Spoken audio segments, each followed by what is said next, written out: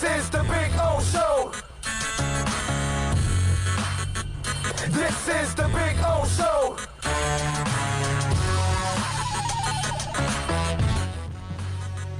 Yeah. Big O, we told you we ain't playing no games, man. It's just surely probably Pablo, Culture, Lord Productions. Good morning, South Florida. This is the Big O Show. You're tuned into the Big O Show. This is the Big O Show.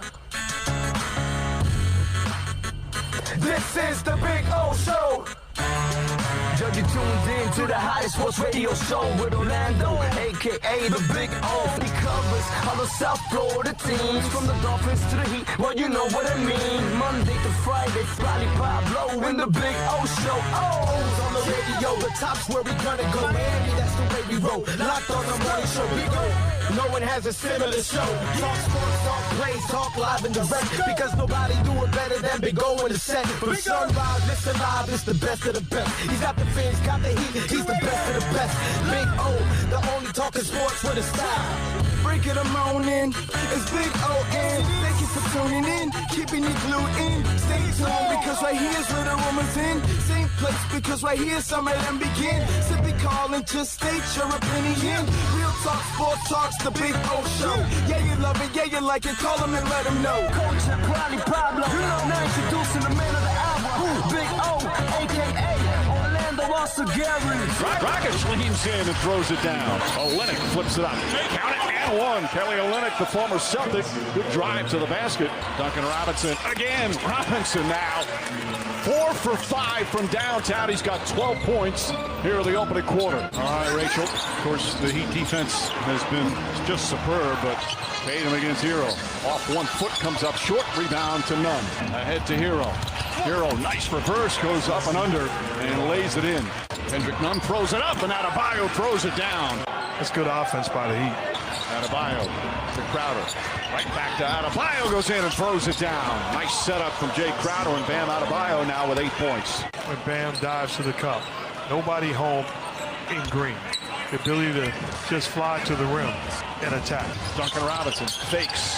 Tice right up into him. Back to Crowder. Crowder hoists one up. And that's good, and a foul. Crowder fired an off-balance contested three-pointer. Crowder a wide-open three. Shot won't go. Tipped back out. Tyler Hero. Now Tice gets into the picture. Lobs it in, and Adebayo throws it down. And the Celtics need a timeout. 14 turnovers to 5. 14 for Boston. Hero, Adebayo throws it down, and the foul. Bam Adebayo taking control here in this third quarter. Isolated now on Dragic. Dragic on the drive, pulls back up top. Robinson fires a three, puts it in. Duncan Robinson with his 6th three-pointer of the game. Olynyk has to hoist it up, throws it up. Oh, and he banks it in. Kelly Olynyk from downtown as the shot clock was expiring. Crowder to Jones. Back to Crowder, tries another three-pointer. It's good. Jay Crowder again, his 3rd three-pointer. Unbelievable third quarter. Outscored the Celtics by 20 in the third quarter. They led by as many as 8. Pass deflected by Butler, tries to save it, and it finds its way to Robinson. Down to Butler, and Butler throws it down. It's back to a 1-point game. Butler to the rim, banks it home. We're tied again. Dragic now, 5 to shoot. Lost it momentarily. Pulls back. Dragic a three-pointer. Bang! Goran Dragic from downtown, and the Heat lead by 5.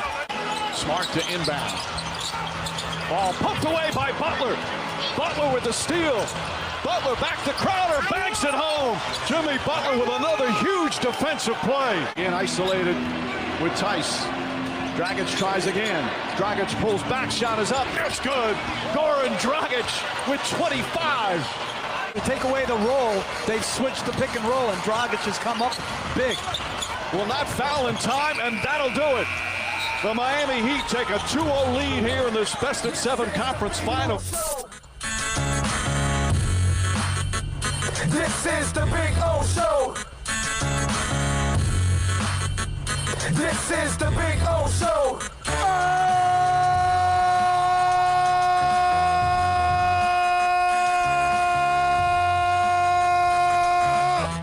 Right. I love it.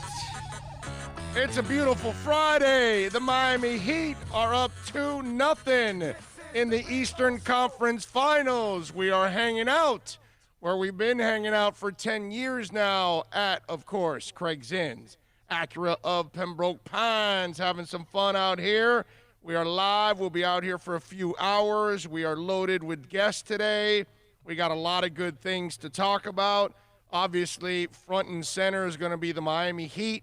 I know we'll talk about them leading 2-0 in the Eastern Conference Finals. Canes get ready to take on Louisville on Saturday night. Sunday, we've got the Bills and the Dolphins at Hard Rock Stadium. Marlins, we got a Sixto Sanchez outing this afternoon at 5:10. There's a bunch of, it's so much fun to, have sports, you know what I mean? And so it's making up for the months we missed, right? Yeah, I know. Hey, listen, when we had to do a show for 4 months of trying to create sports talk out of it, and then obviously it led to all the COVID and politics and all, it wasn't a lot of fun. Trust me. It's a quadruple dip, man. All 5 majors are going, man. Yes, it's a beautiful thing. Plus, Higuain has been officially announced with Inter Miami this morning. So now Inter got their striker. So the guy they needed to finish all those plays, well, guess what? He's here now. He probably won't play for a couple of games. But he'll be, he's got to go through conditioning and quarantine and all that. We'll have Michelle Kaufman with us at 1:30 today. Alan Poupard is going to stop by at 1 o'clock, Dolphins writer for SI. Andy Behrens for you fantasy ladies out there, fantasy men out there. If you have a fantasy question, you may want to send it in so we can, line it up for Andy Behrens later on at 12:30. But obviously, we got to start off with last night and the Miami Heat as they took a 2-0 lead in this best-of-7 series. They have now put the Celtics in a position where they've got to win 4 of the next 5 games in order to eliminate Miami. And this is as impressive a run so far that we've ever seen maybe from the Miami Heat, because we could go with the big 3, but the big 3 did what they were supposed to do. In fact, some could argue that the big 3 didn't win enough, actually. 2 is great, but a lot of people think you should have at least won 3, which was the Dallas one, and LeBron wasn't ready at that moment. And so this is coming completely out of left field. Nobody had them in the Eastern Conference. Nobody had them leading 2-0 in the Eastern Conference. Nobody really had them getting past Milwaukee. Unless you're, the blind-ass fan obviously always thinks that the team is going to win a championship every year. That fan is thinking right now the Dolphins are still going to go 14-2. Even though they lost last week, they'll go 14-2 the rest of the way.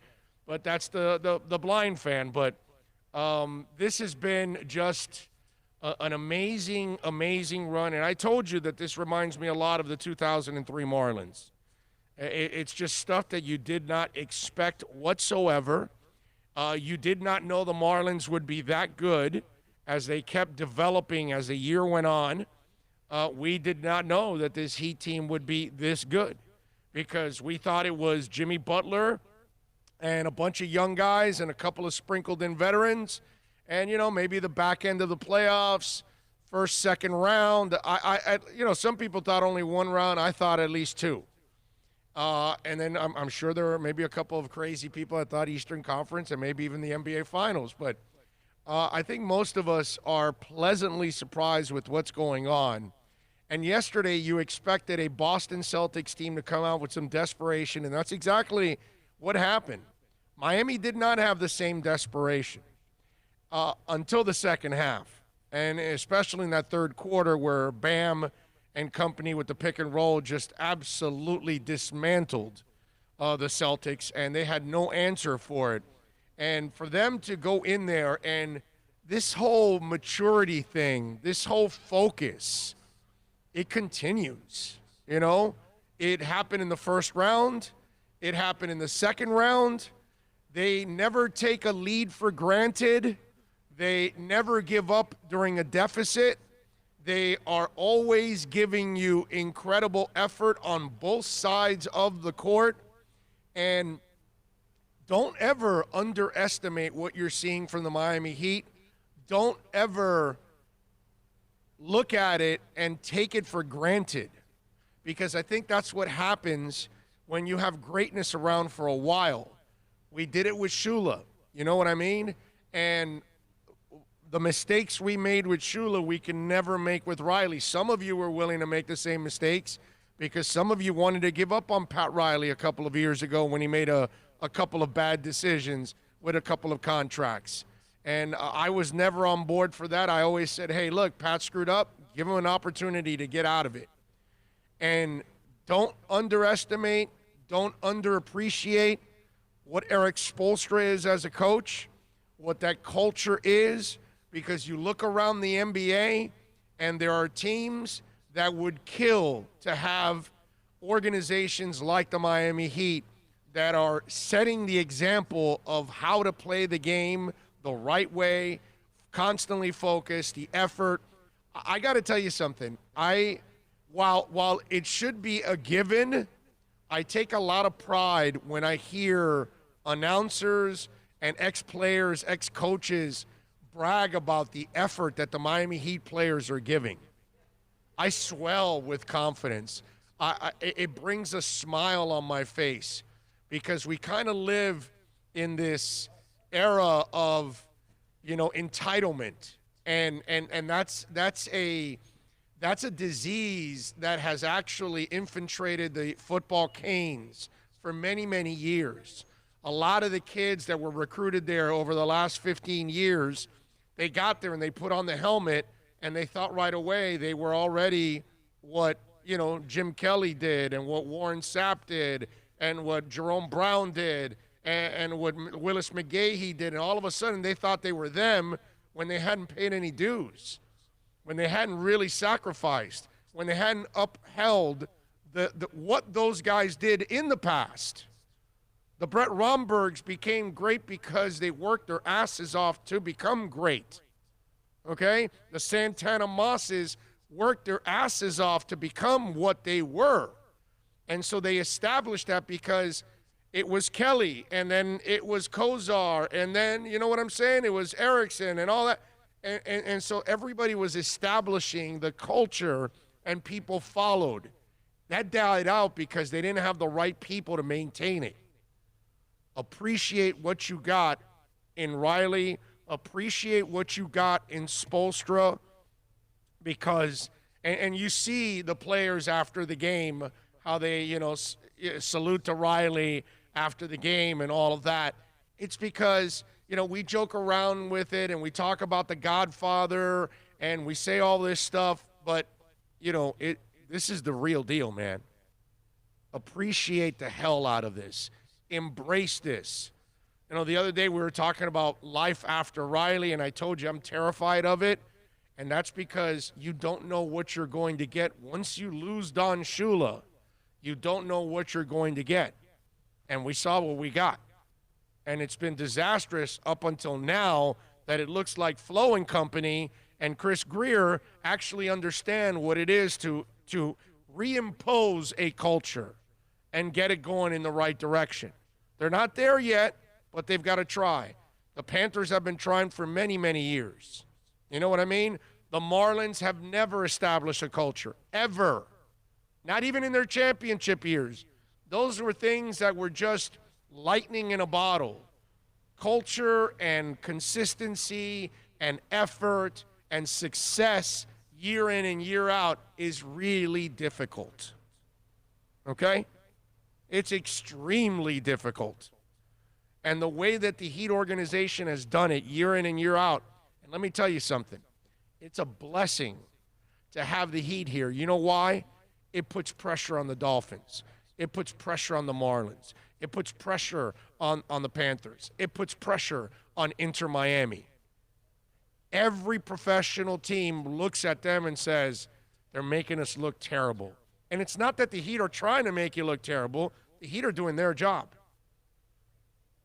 Pat Riley does his job every year. Eric Spoelstra does his job every year. Chuck Kramer and and Andy Ellisberg and all these people that are in the front office, they do their job every year. Everybody does their job. The people in Sioux Falls are doing their job developing the kids that might be called up to the Heat one day. Everybody does their job. And it's funny that when everybody does their job, look at the rewards that you and I have had now in the last 25 years because of Pat Riley. Because Mickey Arison said, okay, yeah, I'll take over, but I got to get a guy that really is going to run this organization. I'll do whatever I have to do, and he did it. And since that was the greatest decision ever, right? It's like Joe Robbie making the move for Shula. Same thing. You got to make the tough move, even if there's a sacrifice that comes with it, because long term it's gonna pay off. So while you're enjoying this 2-0 run, okay, take inventory of what's happened, appreciate it, because whether it's in your workplace, whether it's in life, whether it might be your kids, it might be your friends, it might be your business, consistency is tough. It's tough to achieve anywhere. And the consistency that franchise has had for a quarter century now is something that you should never, ever underappreciate, because they are producing year in and year out for your benefit, for my benefit, for our entertainment. I mean, 2020 has sucked. This is making 2020 just a little better, okay? I wish 2020 disappeared and it never happened, because I don't want to see 190,000 Americans and a lot more that are going to die. We're still losing like 1,000 a day. It hasn't really, people talk about, some of the positivity rates and all that, but the death rate is still. It's not under control? No, it's not under control.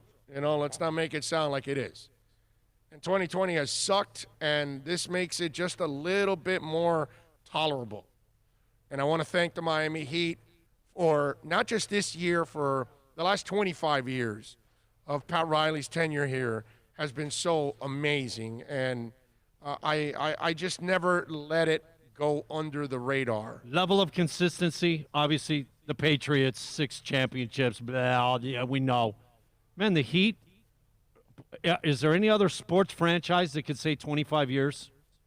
Oh, like this? It's really tough, man. Right? Yeah. I'm thinking about it over here, and I'm going, you know what, man? I mean, obviously the Patriots are on another plateau.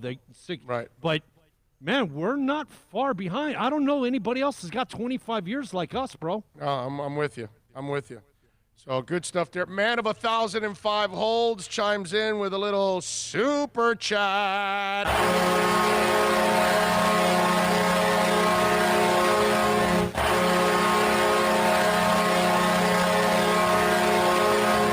A super chat on a super Friday, baby. Thank you, man of 1,005 holds. He says, what a game. The Heat are on fire. And you are correct, sir. Anthony Giandelletti says, good morning, everybody. Heat go 2-0, hoping for a Miami win this Sunday. Now that Edmonds and Milano were ruled out. Jay Gelfin says, good morning. And Lashana Tova, Lashana Tova, Orlando and Bill, the Heat is on. The Yankees are coming. What have they won, like 8 straight, right? Is it 8 straight, your Yankees? It's 8 straight, but the way they're hitting home runs, it's about time. No, you know what? You know how baseball, I always talk about the balance, and Teixeira starts out with 150, but he ends up at 300. It balances.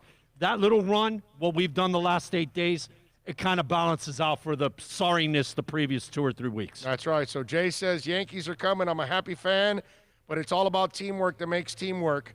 Great coaching and players playing great. Amen to that. That's what the Heat are all about, man.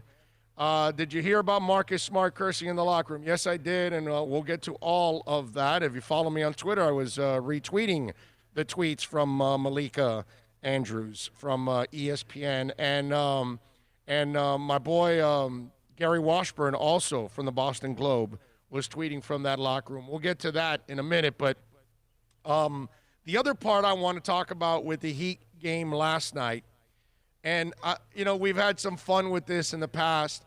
Do you still have that friend around you that said that Spo couldn't coach?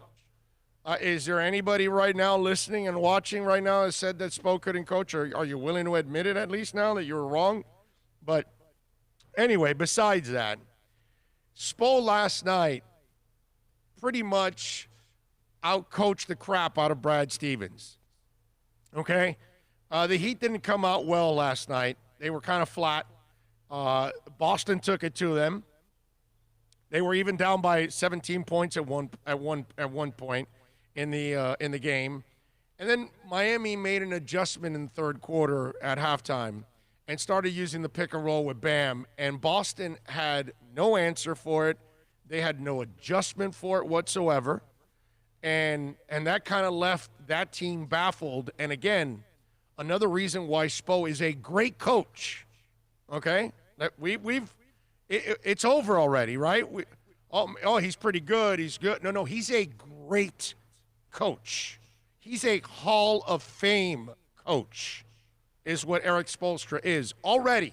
He's a Hall of Fame coach. May not be first ballot yet, but he's Hall of Fame already. Okay? And he is easily the second best coach in the NBA.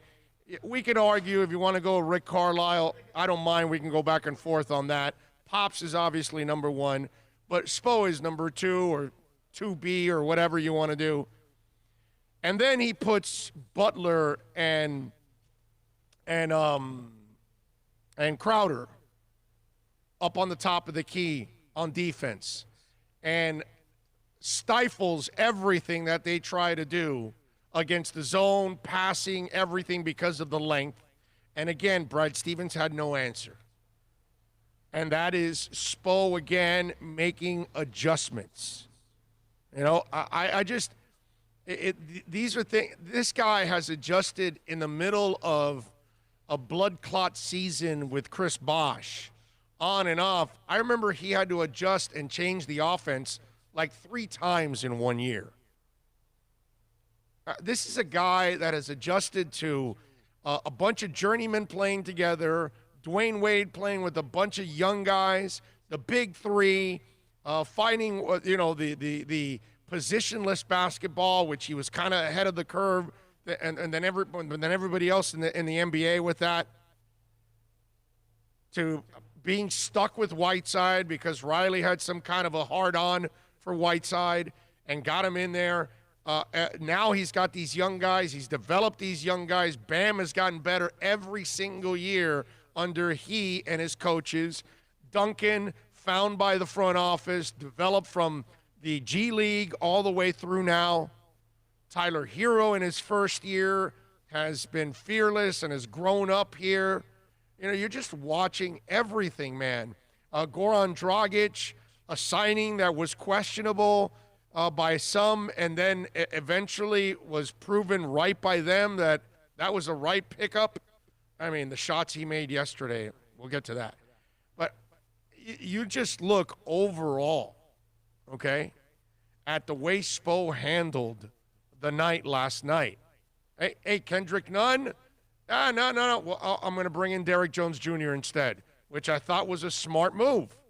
Because Derrick Jones has been shooting the 3 better than Kendrick Nunn anyways now for the last couple of months. He's a longer defender. So, you know, all these little things that he did throughout the game, and Brad Stevens had no answer to it. Okay? Again, this proves, because if anybody wants to sit out there and still question this guy as a coach, you're an idiot. Okay? You're a moron. Don't watch basketball anymore. Just stay away from it. Okay? Better yet, don't comment on basketball, because all you're doing is proving to everybody you're incredibly stupid.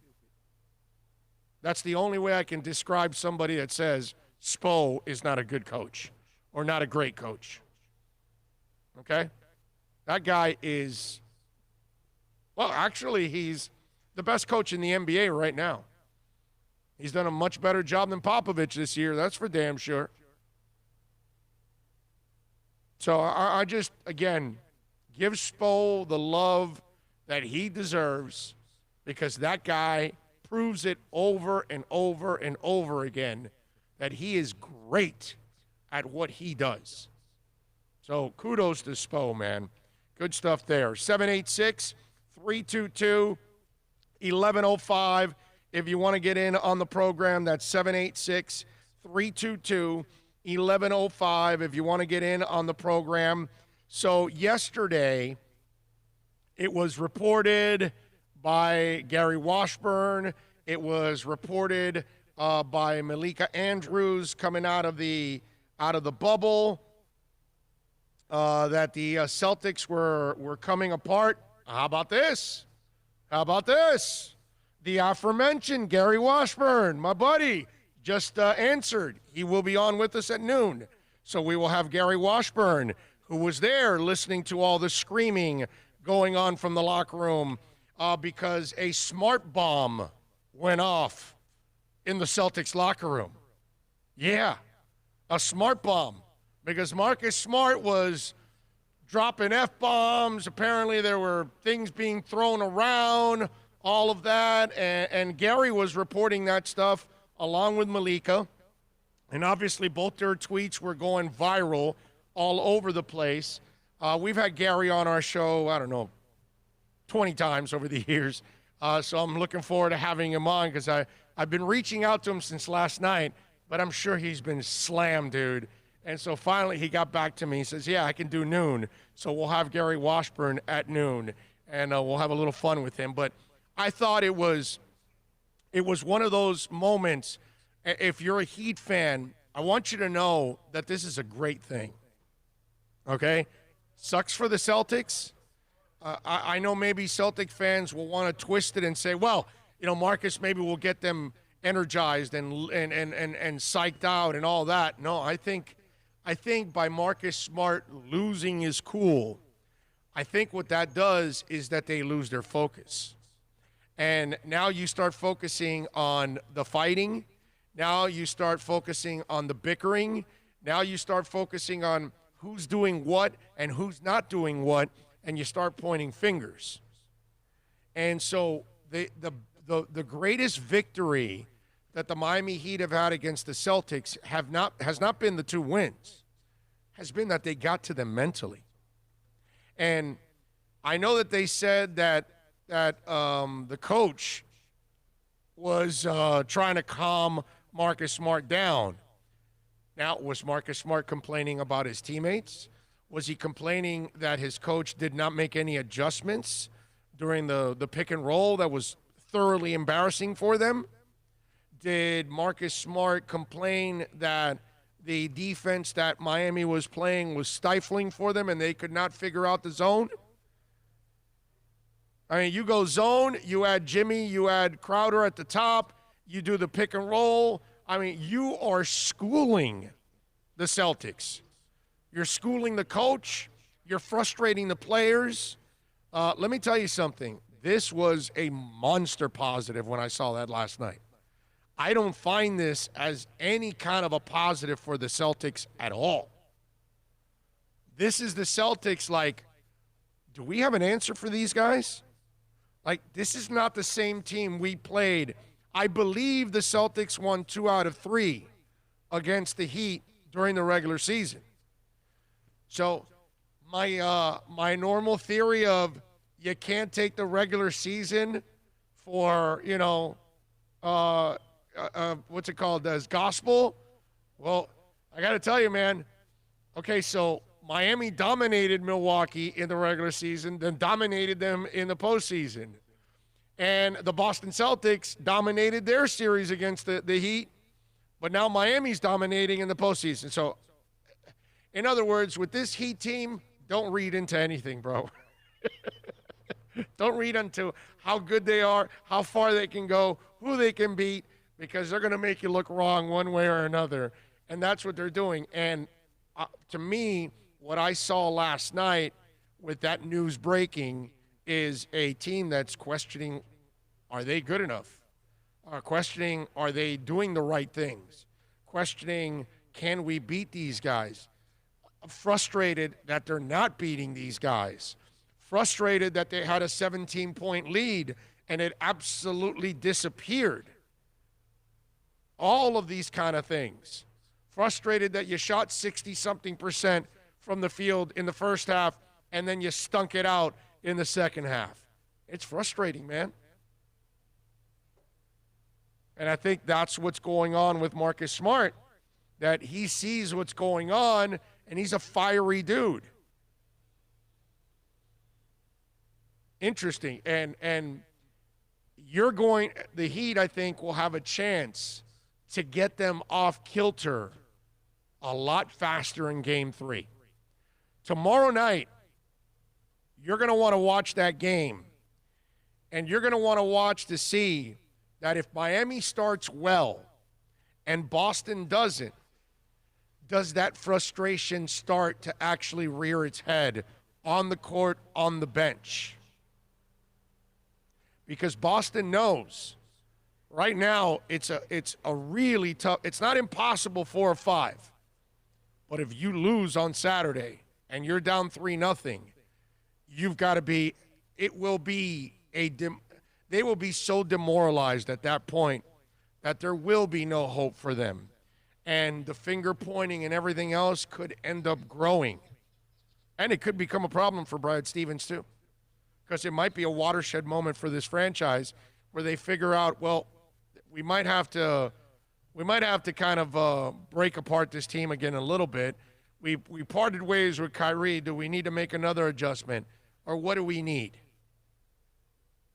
And does Gordon Hayward come back on Saturday? I think I saw Manny Chang tweet out, Game 4 won't be till Wednesday at 8:30. It's a long time from Saturday, man. It's a lot of days. And if you're leading 3-0, that allows Boston to sit on that for that many days. That would be a pretty beautiful thing. Okay? I think it's smart because they don't want to play them on Monday night against Monday Night Football. That's probably what's going on. 3-0 against them in the bubble because one of the 3 regular seasons was in the bubble. We beat them that game.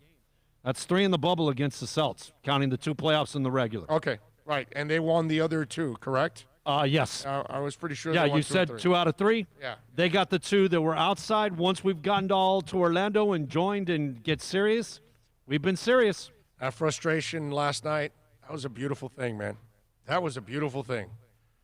I will say this: the Celtics player downplaying it. It's just emotions. I expect that. You have to. Yeah, that's the way you got to do it, right? What are they going to do? They air their dirty laundry right now? Right. That's why I'm saying you win Game 3, and the dirty laundry gets aired. Well, you heard the yelling, the screaming. Kemba comes out. She sees him go to the bathroom. You hear a chair. You hear a bunch of it wasn't just 1 or 2 guys. So it wasn't like Smart taking control and trying to put fire. There's a bunch of little fires in that room. No doubt. Samuel Robina chimes in with a super chat.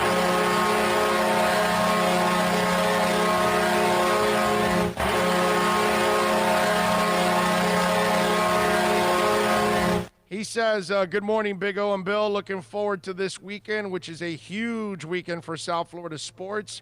Higuain is a huge pickup for Inter. Amen to that, bro. Gonzalo Higuain is in the mix. Higuain is in. That's what it's all about, baby. You remember organized sports, blah. Whenever we were playing a good team, our coaches would tell us, once they start fighting amongst themselves, you've got them beaten. Because now they're not a team. They're not, you know what I mean? They're not together. Yeah. There's divide within the group. Yep, exactly. That's kind of what I was just saying now. GusGus1388, hey, rough day. Sent you a DM on Twitter. Prayers for you and your family, my brother. GusGus1388 is putting down his dog, Lucy, who's been in the family for 14 years. They picked up that dog. They adopted that dog when it was 2 years old. They've had it in the family for a long, long time. And prayers for you, Gus. I'm sorry to hear that, man. It's when I had to put down my my golden retriever because it had neck cancer, and it couldn't walk anymore. It couldn't walk, and there was no way that we were going to allow it to crap on itself. Was that Peggy? No, yeah, Pegasus, yeah. Yeah, man. Oh, what a man! What a beautiful dog, bro. Beautiful Heart. inside Yeah, and out, man, Oh. and just an amazing dog. And so, it was weird because, so you'll know, I in a twisted way, you mentioned this, Gus, about your dog, and then all that.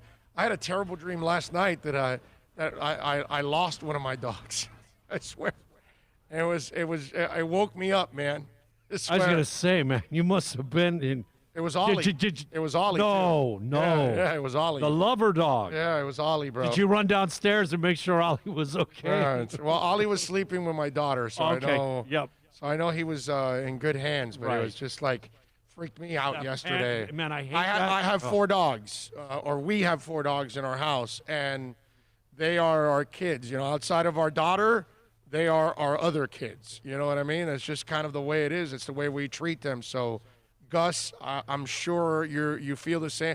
Any of us dog lovers, we are a different breed of people.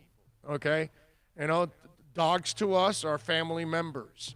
And so they're just as important. You know, we're the kind of people that if there's a storm, we're taking our dogs with us. You know what I mean? We're not like those senseless people that leave their animals behind or abandon them. Dog lovers are a different breed of people. I usually think that on average, somebody that's a dog lover, I usually imagine that they're really good people at heart. And so, Gus, prayers to you, my brother. And Lucy, rest in peace, man. That's it's sad when you have to put down your dog. It's terrible. Antonio Mato says, "Hey guys, the Islanders gave it a great try. Next year, go Heat." Well, good for you. Hey man, you had a much better run than my Panthers. So, you know, it's a good one for you. You could definitely see that Tampa is carrying a chip from last year being taken out, 4-0. swept by Columbus. Yeah, they have not forgotten that, man. Of course not.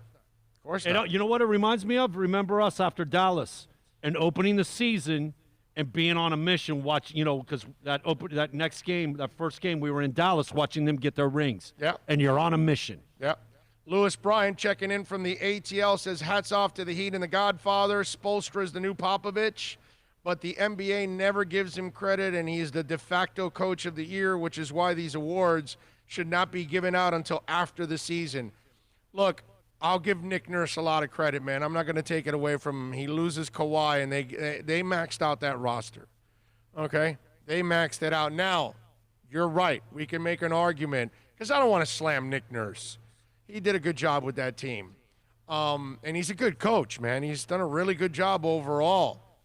But there's no doubt that Spo has done the best coaching job in the NBA this year. That's hands down. It's not even, I don't think it's even close anymore. I really don't. Not at all. Although, I mean, Mike Malone with Denver, we got to give them a lot of love, coming back twice from 3-1, and they're in the Western Conference Finals. And if they get to the NBA Finals and defeat the Lakers, well, then I think Malone and Spo did a better job than Nick Nurse. How about that? We'll go with that. Let's see. Not dominating wins, but Heat are closing out Celtics at the end of very close games. What does that mean? A win's a win. Flipper 13. They're 10-1. Why does it have to be a dominating win? So now you have them like the Bulls of the 90s? So now you think this is Shaq and Kobe's Lakers or something? So this is the big three now? So you're putting those kind of expectations on them? Because I find that ridiculous, Flipper 13. You might want to back off from that, bro. Okay? They're 10-1. I don't care if they win by 1 point. It's damn impressive. They're not dominating wins, but Heat are closing out Celtics. Like you're downplaying a win. The hell are you talking about? They came back from 17 points, bro. 37 Flipper to 13. Let's go. 17. You're better than that, 20 bro. points dominated after the half in the third quarter. Come on, bro. You're better than that, bro. Crappy night for my New York Islanders, but what a night for the Miami Heat. Well, Mike, no-go zones, like I'll tell the other Islanders fan. You guys had a hell of a run, man. Nothing to be ashamed of. You probably didn't even expect him to go that far. Let's see what else. You folks are reaching out to Gus. Gus, nice job by you as always. And those of you that reached out to our boy Dougie Fresh, he did get back to me yesterday. For those of you that don't know Dougie Fresh, just in case you weren't on the board yesterday, Dougie Fresh, who's a strong supporter of our show. He's in Pensacola, where obviously the storm hit, and he's lost several things. So I reached out to him, and I told you guys out there that if you want to reach out to him on Twitter, FLU3, FLU number 3, on Twitter if you want to reach out to him. And he acknowledged those of you that reached out. He sent me back a tweet or a DM from yesterday. And, he's in a hotel. I think they just got their power back. And he lost his car, too, in the storm. It says, hello from an epic pool of bath salts, snake tamers, and faith healers. Thank you for your spirit of hope and connection. Thank you for all the Twitter messages and so many good vibes from the fam. I tried to call in again and say thank you, but the lines were busy again on the show. One day I will get through, and I will never be hungry again unless it's tacos pastor. We lost things, which was sad at first, but then we remembered what Whitney Houston said. I love cocaine sandwiches. No, but Whitney also said something else important. You can't take away my dignity. Well, that statement really tested it when it took me a towel and some lotion to get some clean towels from the hotel manager. That was tough, but I still have my dignity, sort of. Love to you, Bill, and all of the family. Lights is added to the sun of light. Peace and power, and thank you. We'll check in with a Panhandle report, Hurricane Sally edition soon. So there is Dougie Fresh, and Doug and Victoria going through a tough time. And again, if you want to reach out to him, I told them to make the GoFundMe page, but I don't think he didn't even respond to that part of the GoFundMe. So, but if you want to reach out to Doug and Victoria, FLU3 on Twitter, man, good people, and part of the family here on our show. No doubt. Yes, no doubt about that. You know what? I thought you were going to go to crack is whack. Yes, yeah, no, but the cocaine sandwiches one is funny, so we got to go with that one. Anyway, so good stuff by Dougie Fresh. Hopefully, we'll get him back on the show as a normal addition to the show, and he'll get his life back in order soon. And obviously, prayers to all the people in the Panhandle area, Alabama, anywhere that you were affected. I reached out to a lot of my friends in Mobile. There's a lot of destruction. I sent you the video from our buddy there in Mobile. He was filming a lot of the damage that they had and stuff. And so it has obviously not been an easy time for the folks in that area. The thing that's really messed up, I mean, Bay. Look, you talk about the wind, and everybody always thinks the wind, it's a Category 4. You know what, man? The slow storm that just camps out. You remember what happened to Houston and man, the one that doesn't move and just is like, hey, I'm going to hang out here for a few days and just deluge you people with water. Yeah. Those are the ones, man, that probably in the long run end up doing more damage. Yeah, but the wind also did a lot of damage there. It tore down a lot of stuff. Everything gets loose and has no, the ground is just, come on over and just knock me over by leaning on me, Yep. That's what it is. So there was a lot of damage over there. So our prayers to everybody out there. Hopefully they'll recover. We will have Gary Washburn joining us at noon from the Boston Globe. He was covering the Celtics and the Heat last night, and he was tweeting out. For those of you, I'll give you a Washburn tweet from last night. Here you go. Let me put it out there for you. Marcus Smart is screaming in the Celtics locker room, and there's a bunch of arguing going on.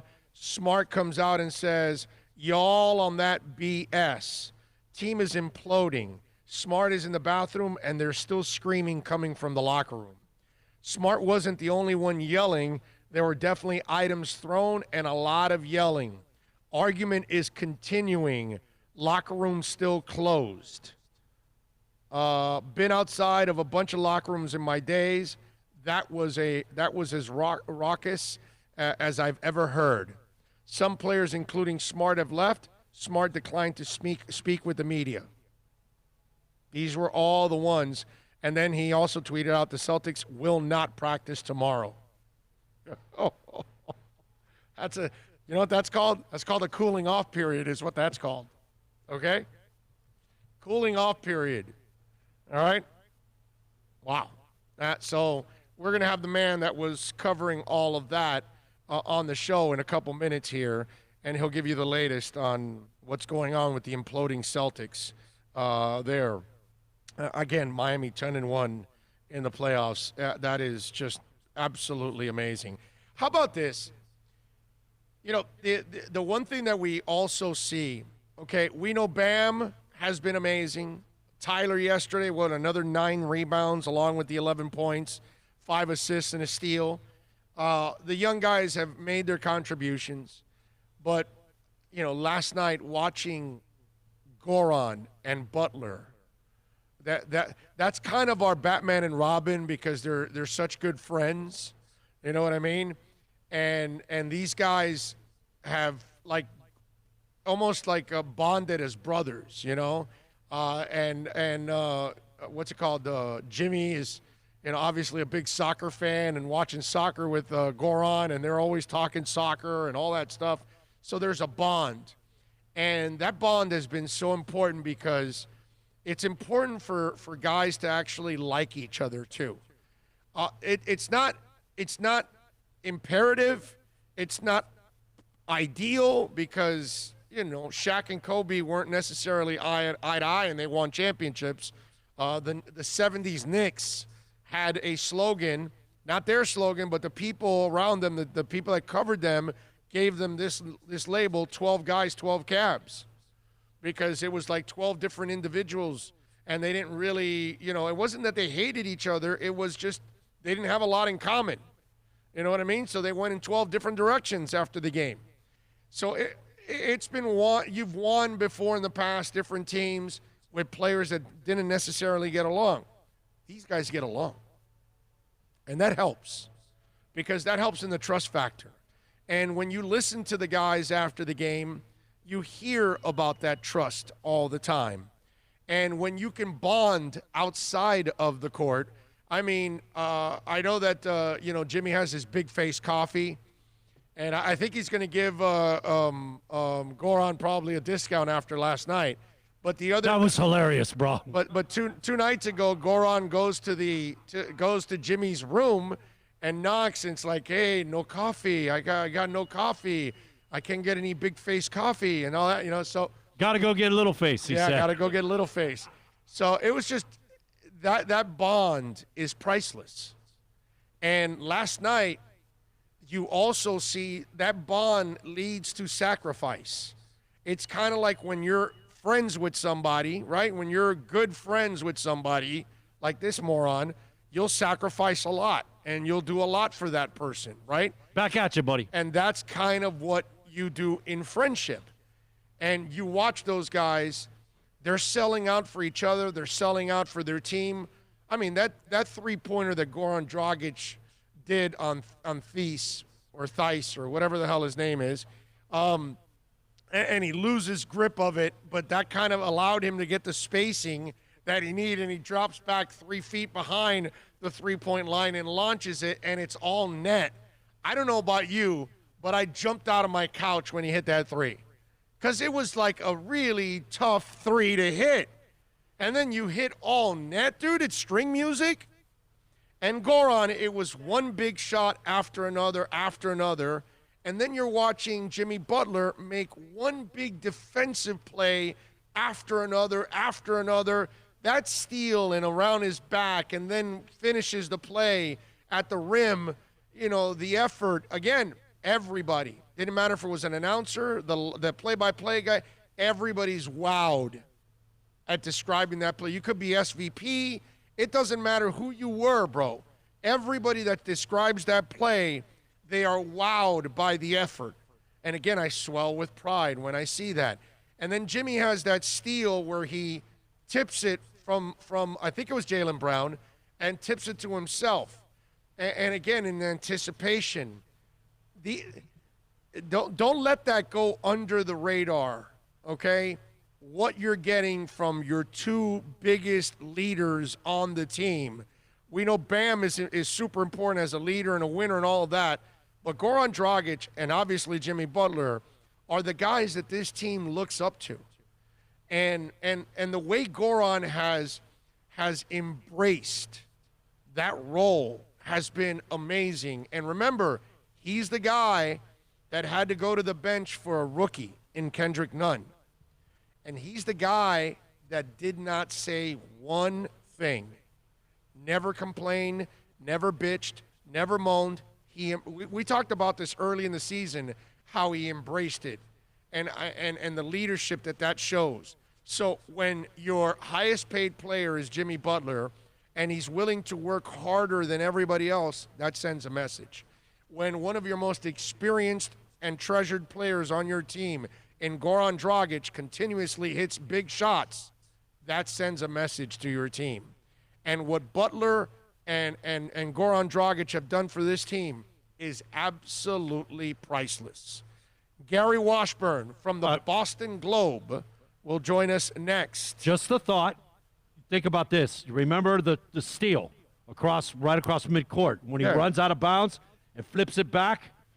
If we're not in the bubble, man, he doesn't have that space on the out of bounds to go where he went. Okay. I was just thinking of that, and it's like, man, the bubble, the spacing on the floor, that was a little play there. It helped us. Yeah, that's fine, but, it helps everybody played on the same floor. Yeah, You're everybody right. has the same yes, thing if they go it there. just, You still got to make the play and finish the play, and Jimmy did that.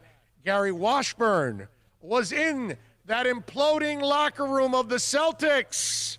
Let's talk about that implosion next.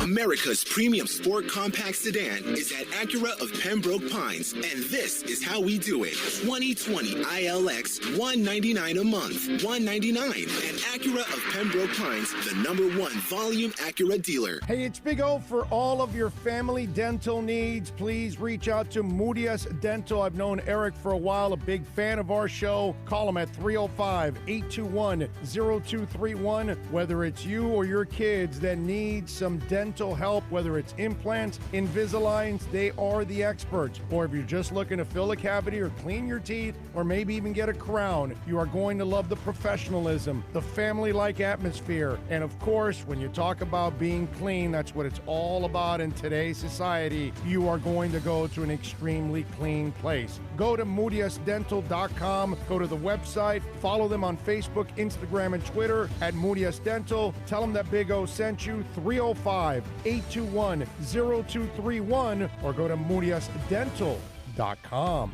Are you tired of watching the same old travel videos on the internet? Well, then check out MikeNoGoZones.com, a travel documentary that's breaking barriers. I go to the places that the media tells you to peer, where no one else dares to go. Baltimore, Opelika, South Side of Chicago, and more. Go to MikeNoGoZones.com. Hey, it's Big O. For all of your CBD, THC, or hookah needs, you got to get on down to VSS West Pines at 12397 Pembroke Road. Yes, they have got legal THC. You've got to check it out. And they've got, of course, when it comes to CBD, flower, tinctures, edibles, for all kinds of reasons, whether it's pain, stress, anxiety, you name it. And don't forget, when you mention my name, you'll get 20% off. Tell the boys out there that I told you to get on down to VSS West Pines, 12397 Pembroke Road, and call them 954-613-3367. Legal THC, CBD, all of your hookah needs. You go to VSS West Pines.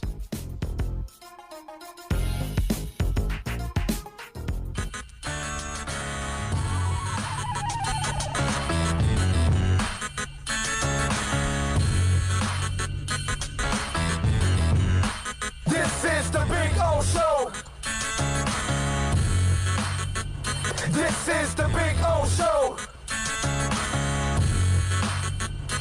This is the Big O Show.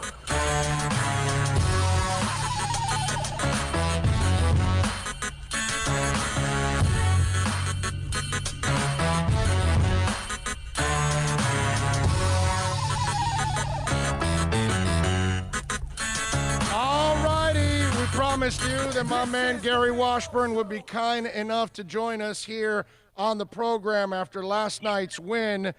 Gary was there like he has been covering the Celtics for many, many years and the NBA as a Celtics and NBA insider. You can follow my friend here on Twitter at GWashburnGlobe. Gary, I'm following your tweets last night, and you're a veteran, man. You've been all over the place, and it sounded like you had never seen a locker room like this and what you were hearing through those walls. Yeah. It was long. It was, you hear it, you've heard over the years yelling or maybe some arguing, but this was an extended kind of long, drawn-out, situation where guys are just going at each other. There was some things thrown. I don't know what was in that locker room. I don't want to say chairs. I didn't see a chair throw or anything like that. But I heard things thrown against the wall, and there was a lot of arguing, a lot of going back and forth. This team is extremely frustrated. They go. The Heat has taken their lunch 2 games in a row. Has been the better team. Made all the big plays down the stretch and come back from big deficits, and just used their togetherness and their cohesion to basically dominate the Celtics. And Boston's a team that's frustrated because they think they can beat this team, but they have fallen short twice.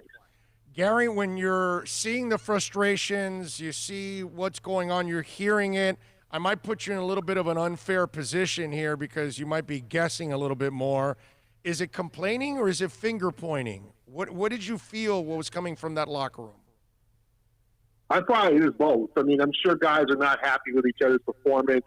I'm sure that there's some situations, probably with the coaching also. You can't let Bam Adebayo look like, 2006 Shaquille O'Neal in there, Miami Heat Shaquille O'Neal, and get, go 7 for 8 in a quarter with running the same play. That's unacceptable. That's coaching adjustments. You call a timeout, you change defense. The only reason Adebayo stopped scoring is because Spo took him out the game. Right. I mean, that was it. Yes. Spo gave the Celtics a break.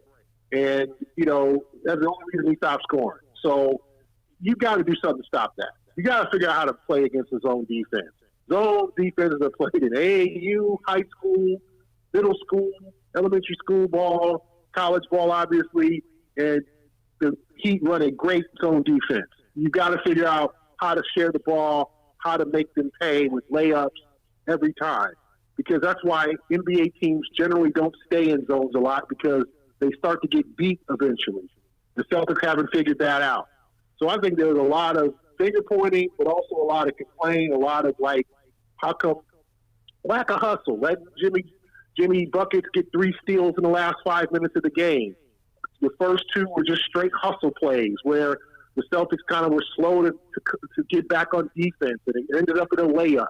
I mean, Jimmy, runs the sideline and saves the ball, and then, and gets it back to get a bucket. I mean, those are playoff plays. These are plays that you have to do to get to the NBA Finals. The Celtics haven't done that yet, and I'm sure there was a lot of anger after that game. You're up 17 late in the first half. You feel like, okay, we've learned our lesson from game 1, and the same exact thing happens. And Gary, I thought the other adjustment that Spo made was putting Butler and Crowder at the top of the key in that zone, and that really caused a lot of problems for the Celtics in trying to penetrate that zone to try to create anything. Yeah, and it doesn't help when you don't put a big man in the middle, right at the free throw line, who can kind of catch the ball and then kind of monitor and make the pass to the guy near the hoop and maybe for a layup. They did that in the first half. They were able to beat it a couple of times in the first half. In the second half, it was Jason Tatum dribble handoff to Kemba, dribble handoff to Tatum, and then the shot clock runs down. And then they're trying to penetrate and shoot against 2 or 3 guys. They got a lot of film to watch. They got to figure out how to get back in the series if they're going to get back in the series. Obviously, Game 3 is a must. No team has come back from 0-3, so this is a must-win. And then you got to think, Big O, that the Heat are due for maybe a clunker. I mean, they have played marvelous basketball in the bubble. And the only game they lost, Chris Middleton went nuts in the fourth quarter and overtime and kind of took it from them. But I was at that game. They didn't play badly. That was not a clunker. You know, they just, Chris Middleton made plays down the stretch. Hot team, right. Yeah. So you just ran into a player. So you got to think that the Heat are due for a game where they're just not playing as well.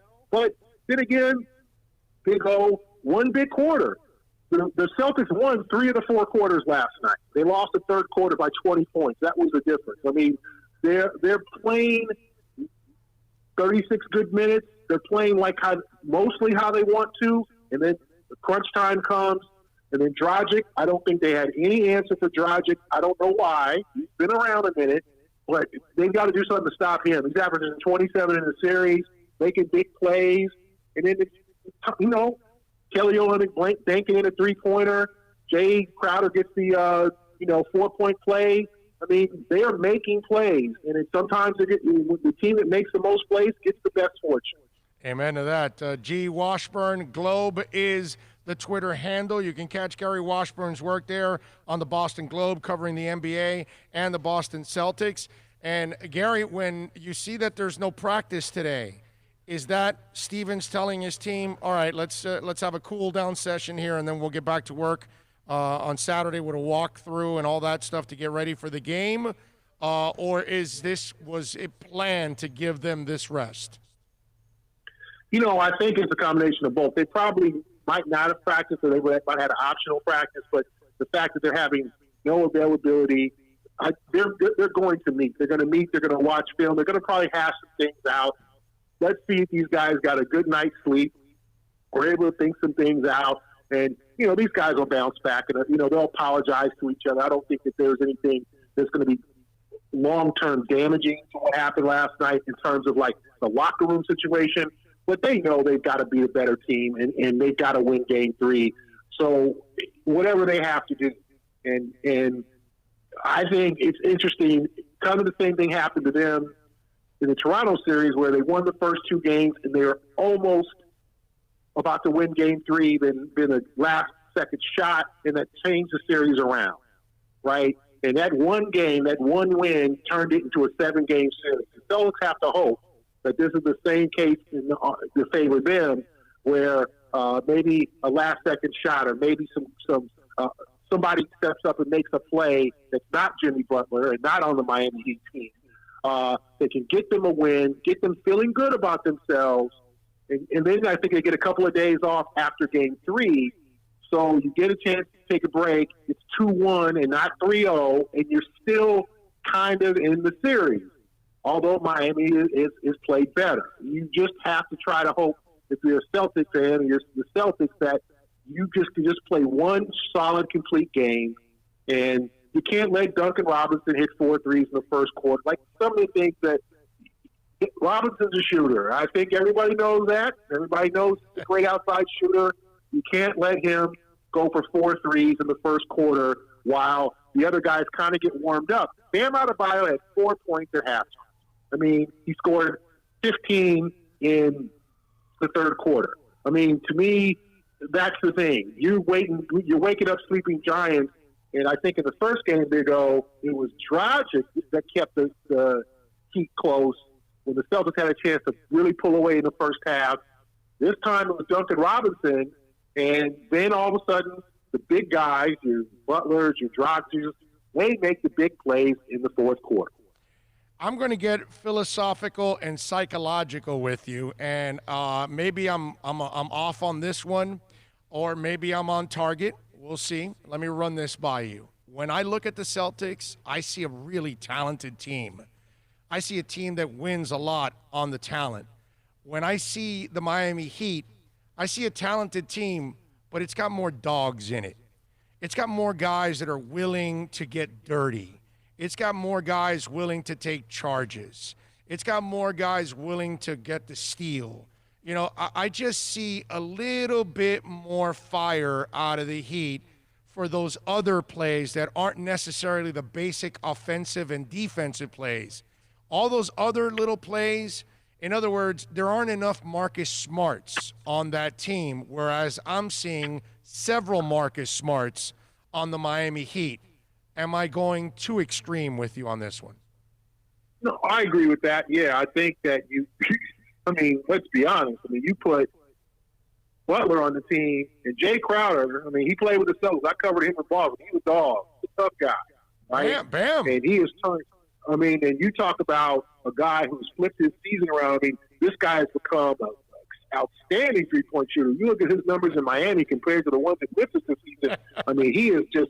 He has played marvelous basketball for the Heat. Bam is a dog. You got three guys right there. And you got guys like Dragic, who doesn't say much, but just takes plays. He gets to the basket. I don't know if the Celtics still have realized he's left-handed. Don't let him go left. How many times you going to let the guy go left? As far as I remember, Goran Dragic is left-handed. So he gets to his left every time. That's bad defense. That's lack of adjustment. And that's teams taking advantage of it. Miami's not going to have any mercy on the Celtics. They're trying to get to the final. They haven't been since 2014. They've had a couple of rebuilding situations that might not have worked with the Deion Waiters, Johnson, and drafting Justice Winslow and all these guys that were supposed to help out. They did. Now they have their team post LeBron that can get back to the finals. They're not going to let this opportunity go. The Celtics are going to have to match that. Gary Washburn, of course, from the Boston Globe joining us. And you stole the little thunder from me, but I was going to ask you because we've watched Crowder in so many different places, and he's never, ever, ever, ever shot the ball this way. I don't know what we got going on here in Miami, my man, but somehow or another we've got the answer to help people improve their three-point shot because Crowder has gone from being a poor three-point shooter to an elite three-point shooter. Jimmy Butler's a poor three-point shooter, and the few he's taken now, he's actually making now. I don't know what we got in the water in Miami, but it's making a difference. Yeah, I just think it could be environment. I think they're letting Jay shoot. Hey, shoot. You're open, shoot. And he's got that confidence. And he's always been kind of a timely three-point shooter. He can hit an occasional big one. But in Miami, he has just put up the numbers. You don't leave him alone. In overtime, the other game, in game one, he hit that open with another miscommunication, and he had a wide open shot. He drilled it. And so when you got guys like that, you got Olynyk banking one off the glass, and you got Dragic getting a step back 25-footer last night, game two. It might just be Miami's time, and the Celtics are going to have to figure out how can we play a complete game and stop these guys, and not only stop them, hold them down. Don't let them up. Don't let them cut an 18-point lead to 9. Don't let them get easy hoops. The Celtics get the lead, and then they give up a layup, or they give up a 3 or 4 6-0 run. Then suddenly it's 12. And Big O, the 12-point lead is nothing in the NBA. Oh. That's 4 shots, 4 threes. Yeah. So that's nothing. And then you get to the free throw line and make up some points there. So the Celtics have to figure some things out over the next 30 hours. Are we going to compete in this series, or are we just going to give Miami the Eastern Conference crown and just take a flight out of Boston, get out of the bubble? Gary Washburn from the Boston Globe joining us, talking a little bit about the Heat and the Celtics, covering the Celtics, of course. He was there last night, watching everything go down. And Gary, when I look at this matchup, I thought Miami had 2 advantages. One was Bam. I didn't think they had anybody to match with it. And I thought Miami had the better bench. Well, in order for them to bring some balance to the bench, they got to get Gordon Hayward back because Tyler Hero clearly is a big-time difference maker for Miami off the bench. They don't have that guy. Where is Gordon Hayward in his recovery? Will the Celtics bring him back on Saturday, or does it look more like Game 4 on Wednesday? Yeah, you never know. He said he's feeling better, but, he was doubtful that they downgraded him out for Game 2. We'll see if I'm sure he'll work out today on his own with coaches and figure out, okay, am I ready? But it's a lot to ask him. He hasn't played in a month. to come in and play 25 minutes and score 18 points. That's a lot. I mean, even though he might be a floor stretcher and help out in that against that zone, I think it's a lot to ask him to come in after a month and really contribute to a Game 3 win. So I wouldn't count on Gordon Hayward even if he's healthy. I think anything he would add would be, icing on the cake for them. They're going to have to figure out this with who they have now. Yeah, no, I'm with you there. All right, Gary, before I let you go, what's your gut tell you about tomorrow night?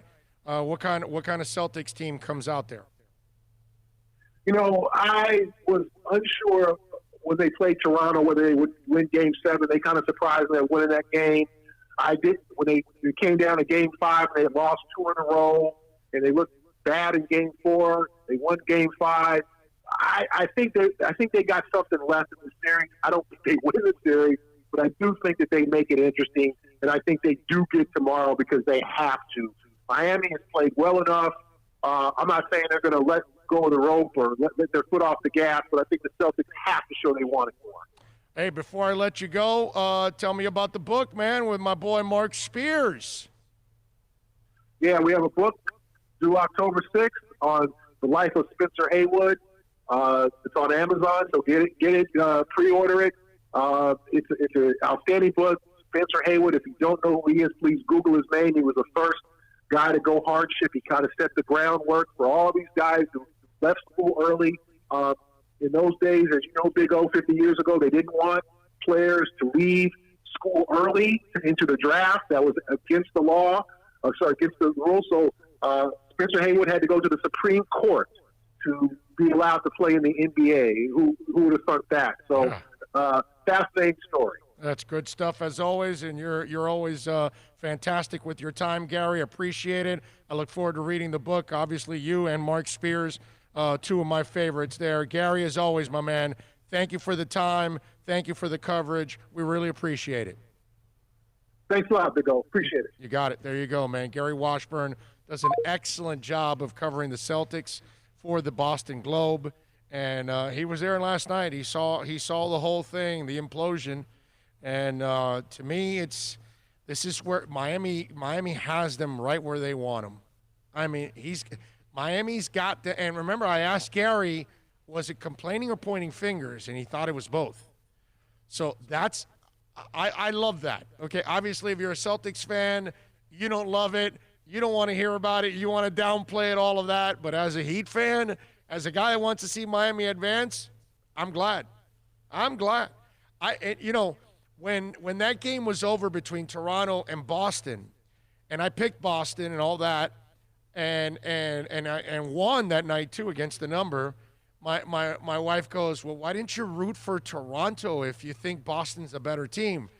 And then I turned to her and I said, first of all, honey, I don't control who's going to advance.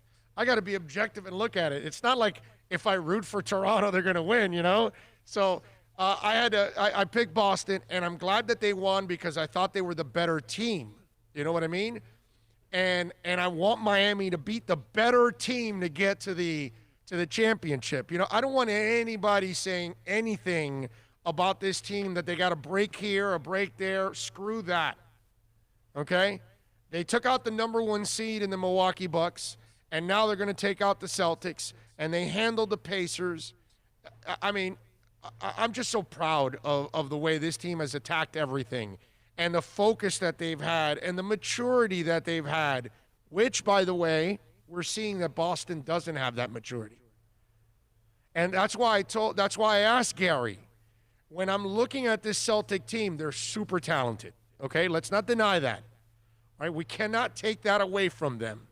You add Gordon Hayward to that team, and they've got a bunch of really super talented guys. Okay, there's no doubt about that. But Miami has more dogs.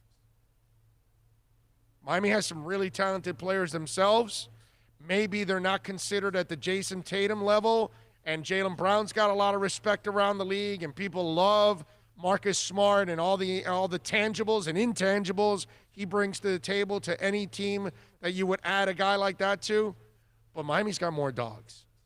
And that's why I wanted to ask Gary, because he's around the Celtics all the time. And as an outsider, okay, I see our team all the time. I mean, I watch the Celtics all the time because I watch the NBA. But I just like the fact that our team has more dogs in it. And I think that's been the difference against Milwaukee. That's been the difference against Indiana. Well, I think they're just better than Indiana. But in the Milwaukee and now in Boston here, I'm just seeing more dogs. And obviously, if you have more people willing to sacrifice for each other, it's what I told you before we brought Gary on about watching Goran and watching Butler and how their friendship and their bond, and then at the same time the sacrifice that they make for each other and for their teams, it's something that it carries on beyond teammates. And it's something that they take personal. I don't know if that bond is there with Boston yet between their young guys. It's here with our guys. Tyler has it, you know, because Jimmy got Tyler right away and put him under his wing. And so that's huge. That's enormous. It's nice to have dogs, man. Nice to have dogs. I got 4 at home, and we got 15 over there with the Miami Heat. 786-322-1105 if you want to get in on the program. And by the way, Matthew Walker was number 1 on the chat board today as I go back and look. Let me see what we got on the chat board here. Big O, you're wrong, bro. Spo is the best coach in the NBA right now. He's number 1, not number 2 or 2B. Now, if you listen to my comments towards the end, I said, you know, he might be number 1 now because he's the one here, and, you know, Pops isn't, you know what I mean? So I kind of led that way, you know, but I got you, Daniel. You're good. Let's see. David Williams says, yep, let's throw some cherries on that comment. The Celtics are done. Flipper13 says, Gary Washburn from the Match Show in the 70s, any relation? Was his name Gary Washburn? I don't think it was Gary Washburn. I don't think so, dude. I got to look it up, but I think the guy from Match Show or Match Game? I'm sorry, I'm thinking Match Game. Was there one called Match Show? I remember Match Game, like Match Game 75, Match Game 76, Match Game 77. I remember that, but I don't remember Match Show. Do you remember a Match Show, Bill? I remember Match Game, but not Match Show. You know what? I'm digging, and it does sound familiar. Match. Now, Match Game that we're talking about, that was Gene Rayburn. That's it, Gene Rayburn. Okay. That's the guy. That's the guy. Gene, the dancing machine. I think he is talking about Match Game, not Match Show. And you got the Gene right, but he got the right last name. Okay? That's what it was.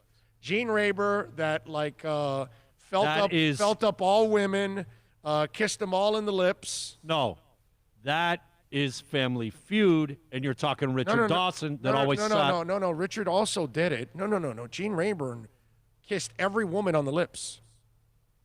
Yes, trust me. On Match Game? On Match Game. I watch it all the time still. Okay, well, I mean, he made some I still comments, Oh, no, he made all kinds of sexist comments. But the way the thing but in those days, you can make those comments. That's what it was about. Everybody had a sense of humor. Everybody. So it was a different world. But oh, no, he was a horny old man. Oh, he was a horny old man. There's no doubt about that. Gene Rayburn used to, like, wow. Richard Dawson was sitting in the 5th slot, down on the bottom in the middle. Yes. But Richard got it from him. Because, you know, when I watch Match Game, I realized that he's the originator of you know what? Of feeling up on women on when they would do the big money matchup, that's when the person would come off the seat, because you remember how it would spin and the two of them would come out, they'd be sitting down. But the celebrities, he at the beginning he introduces them. Yes. And then he kisses them as he introduces them. Right. Trust me, I know, because I still watch Match Game to this day. Oh, yeah. If it's on, I stop for sure. My wife and I, we stop and we watch it. And actually, it's still great to watch. It's actually one of those that still holds up, that it's fun to watch.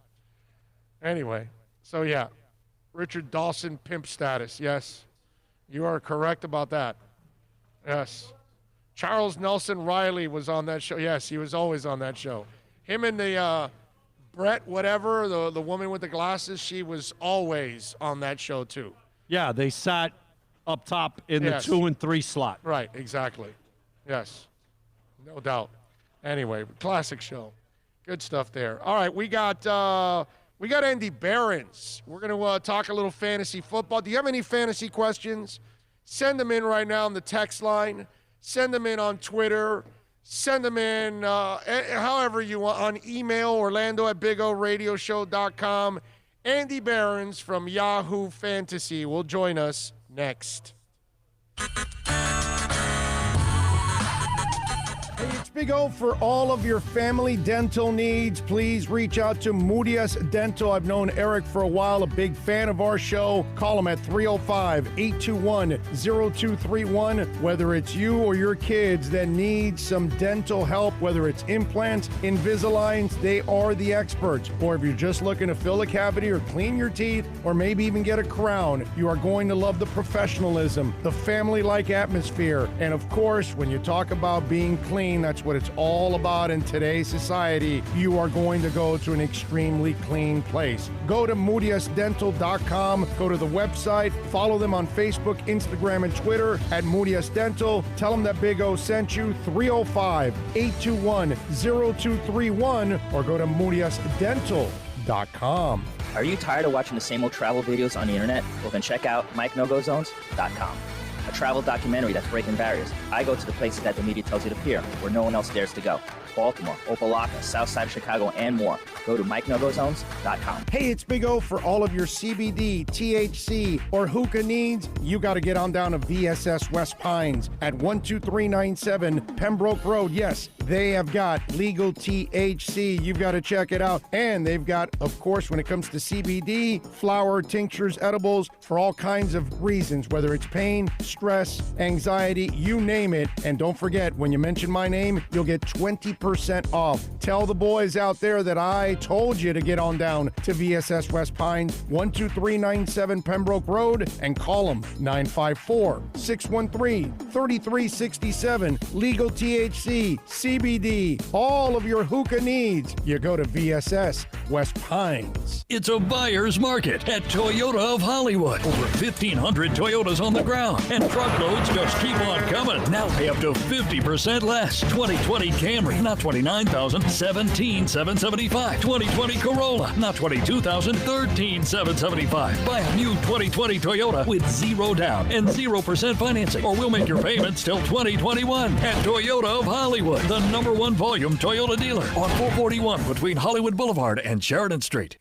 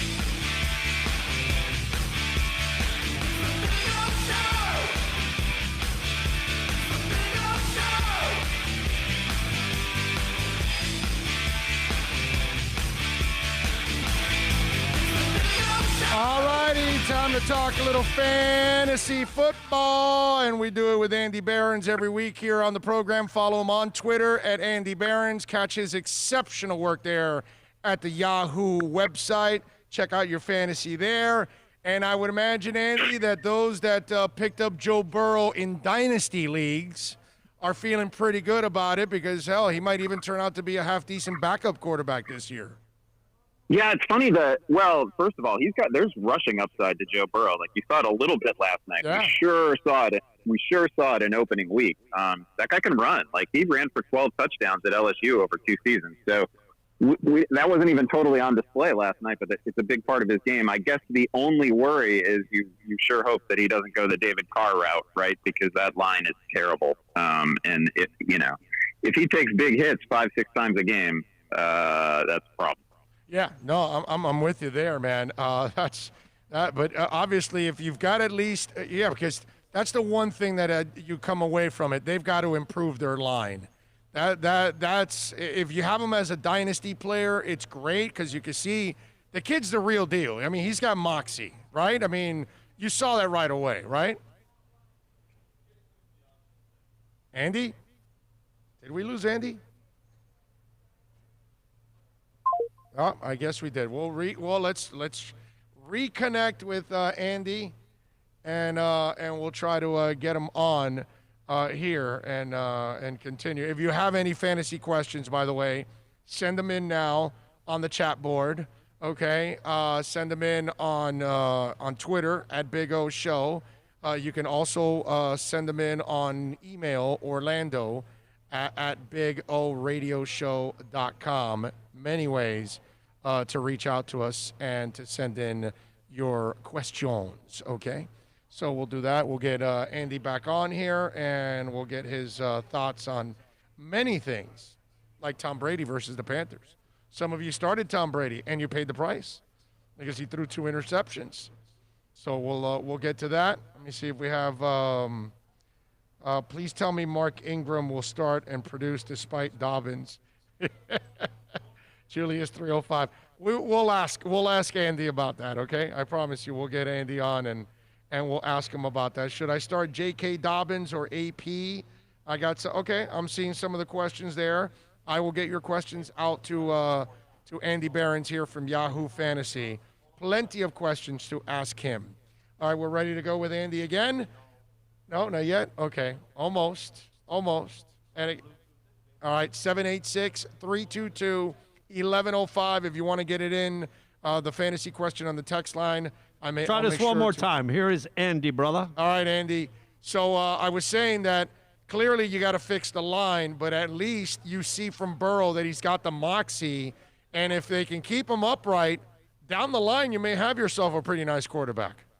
Oh, yeah. Keeping him upright is going to be the only issue. There is no other issue because the receiving core is really talented. I got to say, like, I hope this is just rust for A.J. Green because Burrow put the ball on his hands in situations where it was like he was like placing the ball in a shoebox sort of throws, right, where there was no other place to put it, but he hit A.J. Green in the hand. So we wouldn't necessarily call them drops, but they were, he isn't making any of the plays that you would expect from an elite receiver. So that's a small concern for me. The line is a huge concern, but Burrow's talent is it's off the charts. Yeah, there's no doubt. That one looks like a solid pickup. Should we play Tom Brady this week against the Panthers? What Tom Brady are we expecting? Because the coach is ripping him. He's probably not happy about getting ripped, but he's got to respond this week. Pressure's on. Is he a starter or do we sit him? Yeah, I kind of like the tough love from Arians. It was interesting to hear because Brady's week was actually kind of complicated. He faced a really good Saints defense, and he looked. This seems weird to say, but other than the game-changing interceptions, he looked pretty good, right? Like he didn't. Yeah, I mean the arm is still there. Like he looked really good. The other thing that Arians said that I think isn't getting enough attention is that he legitimately seems to regret that they did not get Mike Evans the ball more. Because Mike Evans fought his way into the lineup, managed to play despite the hamstring injury. Sounds like he's healthy now. That's a good thing because Chris Godwin just got cleared to practice. He's dealing with a concussion. He's not 100% to go this weekend. But you got to play people against Carolina. That is the absolute bottom line here. Carolina was a bad defense last season. They got worse this year. Part of the reason that we like some elements of the Carolina offense, right, because they're going to be chasing points all year. But, I mean, you look at the Raiders, what they just did to them. The Raiders aren't even a particularly good offense. Everybody's going to put up 30-plus against Carolina. So, yes, the short answer is you got to go with Brady. All right. Let me get a couple questions here from the boys and the girls on the chat board. Should I start J.K. Dobbins or AP?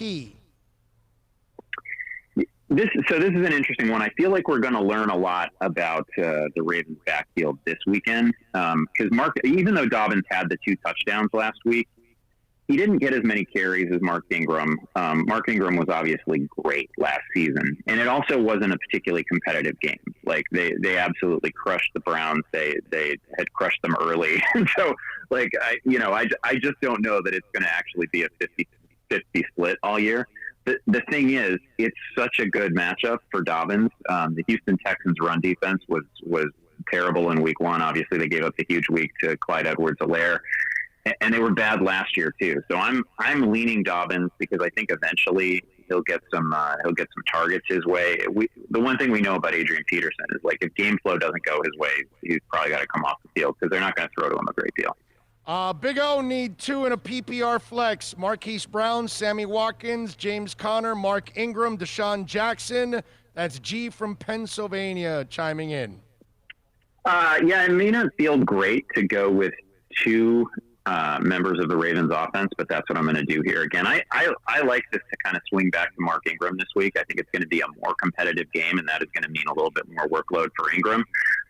It's a great offense, too. So if ever there was an offense where you can tie yourself to both a receiver and a running back, it's this one, and it's Kansas City, and it's New Orleans, and not too many others. But I would go ahead and start Brown and Ingram. I think Brown is going to go off. Man, that guy had 4.2 yards per route run in opening week, which was one of the highest totals of the week. Just a special talent tied to a great quarterback. So if we get a more competitive game, I think it actually suits really. It's gonna mean great things for both Brown and Ingram this week. It sounds like you answered somebody else's question too, because Julius 305. It says, please tell me that Mark Ingram will start and produce despite Dobbins. So you like that. Yeah, I do hope that people get out of the habit of thinking that starting is a huge issue at like receiver and running back in the NFL. Like this isn't baseball, a lot of teams, the more important running back isn't necessarily the guy who starts. So I don't want people to worry about that. Obviously Dobbins is going to be part of the plan now. But also Mark Ingram was not just good last year, but was stellar last season. Like 15 touchdowns good, 5 yards per carry good. So I don't think you have to worry about him remaining a huge part of a great offense. Omar Lopez is asking, Diggs, Marquise Brown, or Gallup, PPR, pick one. I do not want to sit Michael Gallup. I'm going to go ahead and play him. We had the situation coming into this season for Dallas. There were so many vacated targets between the loss of Witten and Cobb. That was like 160-plus targets, and we assumed those were going to go to CeeDee Lamb and Blake Jarwin. Now Blake Jarwin is hurt. Nobody who's like going to be a high-volume receiver is going to step in and fill in for Jarwin. So that means more targets for the receivers. That's a good thing. If you just give Gallup the reception on that bogus PI call last week, he'd be coming off 90 yards and like 5 catches, and nobody would even worry about it, right? So I think he's great. That offense is terrific. They're asking, should I trade Michael Thomas while I still can? Wow. Okay. Oh, man, that sounds maybe a little bit too desperate, like you're 0-1. I mean, like, I can understand if you're an 0-1 fantasy manager and you feel like you need help now, and maybe Michael Thomas isn't going to be able to help you for a couple of weeks, but it's a high ankle sprain. That's worrisome. There's no reason to think that, like, in 6 weeks, Michael Thomas isn't going to be Michael Thomas again. And that's a guy who's going to see 12 targets per week. He's coming off the single season reception record. So like, I get it. If you're looking down the road and saying, boy, it doesn't look great for me, I can't go 0-3. Maybe I should put him on the block. That's fine. But make sure you get value for him. Don't just toss him out there and accept the best offer, because you're talking about just an absolutely transcendent player. Let's see. I've got Hopkins, Fuller, Godwin, and DJ Moore wide receiver. can only do 3 in a non-PPR? Ooh, tough one. If I have to sit one of those guys and Godwin starts, like that's the other thing. You've got to watch that going into Sunday because Godwin's coming off a concussion. Again, he got cleared for practice. That's a good sign. But we still need to make sure that he's going to be good to go on Sunday. If he is good to go, I'm going to play him. That's a top 5 receiver. It's painful to say that the odd man out here is Will Fuller, but the odd man out here is Will Fuller because that is a rough matchup for the Texans. They lost 41-7 to Baltimore last year, and Baltimore obviously looks to be on a different level this year. They're like that defense was good last season; it got better in the offseason. So you got to worry about Deshaun Watson. You got to worry about a whole bunch of elements of Houston's offense, and Will Fuller's part of that. J.K., Moss, or White? PPR, pick one. Ooh, that's a fun one. I'm actually going to go Zach Moss here. And he didn't have a particularly efficient opening week, but the thing that you like about him is when he was on the field. Like when they got near the goal line, if they're in goal-to-go situations, he's clearly going to play. He did find the end zone last week, like Dobbins, and it is pretty clear that they are going to pepper him with targets too. So any sort of PPR format, that tips it in for Moss. They're asking if they should bench Bobby Boucher this week. Never send Boucher to the bench. Right? I mean, come on, bro. I mean, if you send him to the bench, oh no, we suck again. Okay? That's what happens if you send him to the bench. You can't do that, my brother. You can't send him to the bench. All right. Who's the under the radar pickup if they're still available on Friday here for somebody that needs either a wide receiver or a running back? That's a good question. I'm going to veer away from both of these positions. We can come to some sleepery players at running back and wide receiver, but I want to talk about Logan Thomas, tight end for the Washington football team, who not only caught a touchdown on opening week, looked the part for sure, also saw like 8 targets. So he's going to be a heavily targeted player in that offense. And we wondered who was going to be the number 2 behind Terry McLaurin. It's pretty clearly going to be the buzzy tight end, Logan Thomas. He's a converted college quarterback. He played quarterback at Virginia Tech a million years ago, right? He's like back in 2013, something like that. And he is converted to tight end, and they love him. Like they were raving about him in the offseason, and man, did it show in opening week. He's clearly going to see a lot of targets this season. If you're a fantasy manager who just lost Blake Jarwin, suffered a big injury, Thomas was a priority name to pick up. Okay, Jonathan Taylor, he had his injury history in college. Marlon Mack now is on the IR up against the Vikings this week. How do we view Jonathan Taylor? Love him. You got to love him and Nyheim Hines. Like that really cleared up fast with the super unfortunate injury to Mack. A good player, maybe not on Taylor's level as an athlete, but a really good player.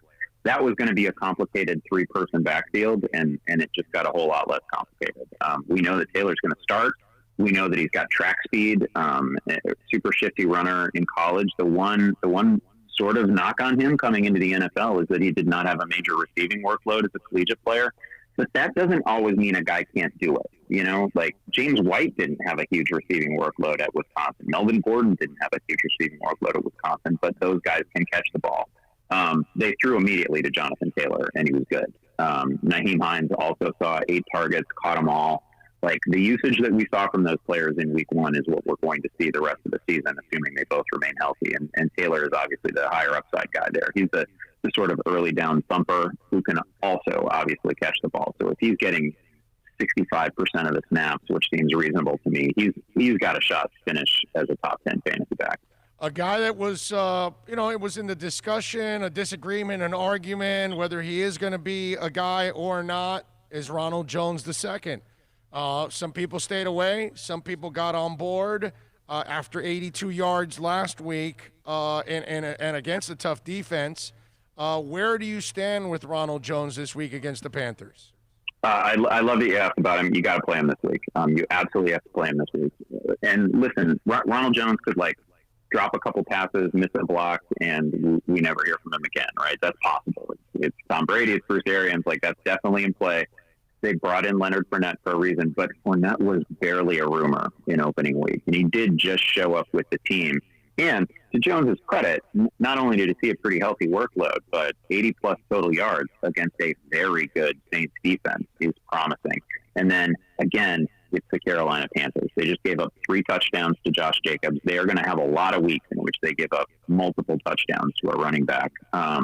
That was a poor defense last year. I said it earlier, and they got worse in the offseason. It's just a bunch of no-names, new coordinator, new coaching staff. Like, that defense is going to be one that we are picking on all year. There is certainly a path for Ronald Jones to finish as a top 10 fantasy back this week. Andy Behrens, of course, from Yahoo Fantasy, joining us here. You can follow him on Twitter at Andy Behrens and catch his work there at Yahoo Fantasy. Dolphins, Bills. Should we play anybody here on either side? If you're a fantasy fan, what should we lean on at all in this game? I mean, I think you know the answer to that one. You want to load up on, especially on who? I'm sorry, Andy. Oh, we lost him again. I think we lost him again. I think Andy's like he's in a bad patch, bro. No, he's not on. No, you're gonna have to hang up on him and get him and connected because he's hit a patch. He's hit a patch. Just we'll get him back on to wrap it up here on the program. Let me see if there's anything on the chat board because we got a couple in there on the chat board. We're like the Heat here, man. We will not stop. Yes. Should I let go of AJ Green? Okay. Let's see, what else do we have here on the other chat board? All right. There we go. Now we'll get it. Well, now we'll get back to we'll get Andy on. Make sure you follow him on Twitter at Andy Behrens and catch his work there at Yahoo Fantasy. We'll get a couple here real quick with him. Andy, you back? Oh, wait a minute. Nope. Two's a charm, not 3. Two's a charm. All right, Andy, you there? Yeah. I apologize on behalf of technology. I'm not sure what's up, but I am here, I swear. Do you like Slayton versus Chicago this week? Yeah. A lot of takeaways from that Bears game in week 1, but one of them is that the defense is just not who we thought they were. Like, they gave up mile-wide rushing lanes to Adrian Peterson. They gave up a lot of opportunities to receivers. Yes, you have to like Slayton.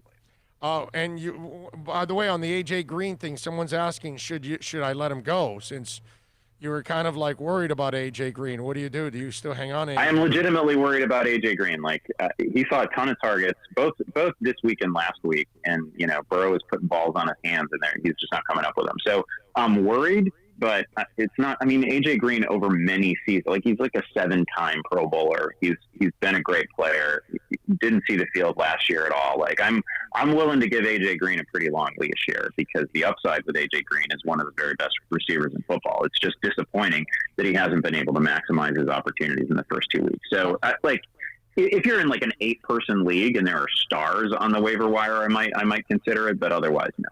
All right, and just to confirm, because we kind of lost you at the same, you said stay the hell away from the Dolphins and the Bills in fantasy. Is that what you just said? I mean, I want the Bills running backs, right? I want Moss. I want Singletary.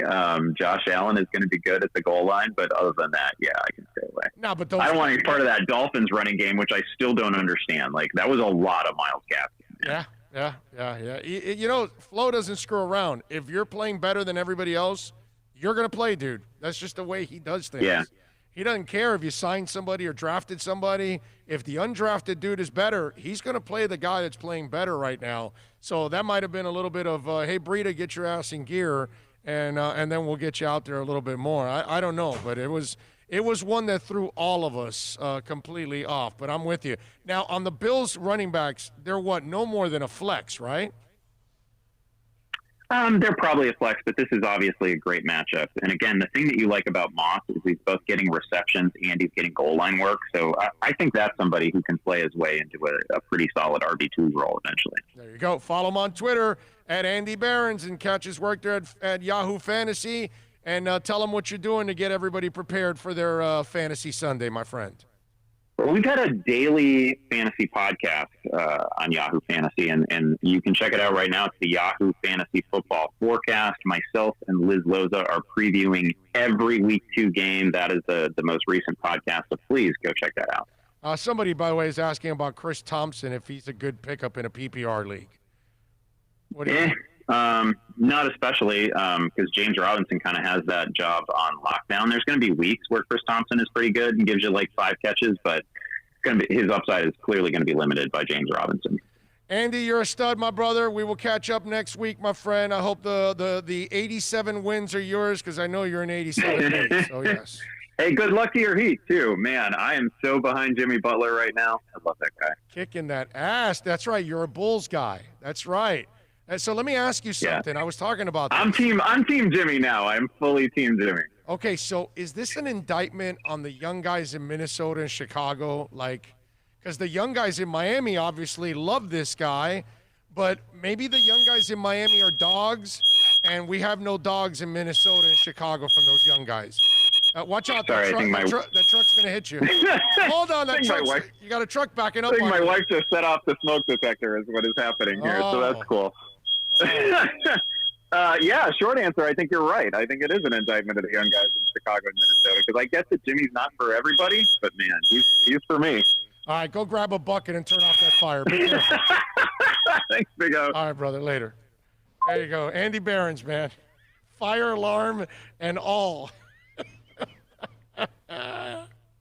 Somebody taking some bong hits or something, lighting up that fire alarm? Is that what was going on? By the way, Bill,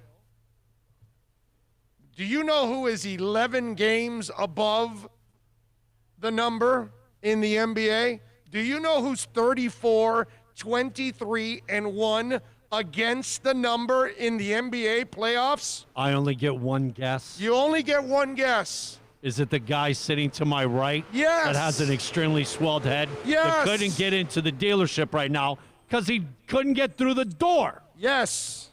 You're entitled to a swelled head, bro. That's right. Dude, you know how I feel about basketball, bro. Yep. So Super yesterday impressive, we told you to take the Heat plus the points. Okay? We took it at 2, then we took the extra half last night. I got it at 2.5. And I won easily. I mean, come on. Did you have any doubts? So now we are 34, 23, and 1 against the number.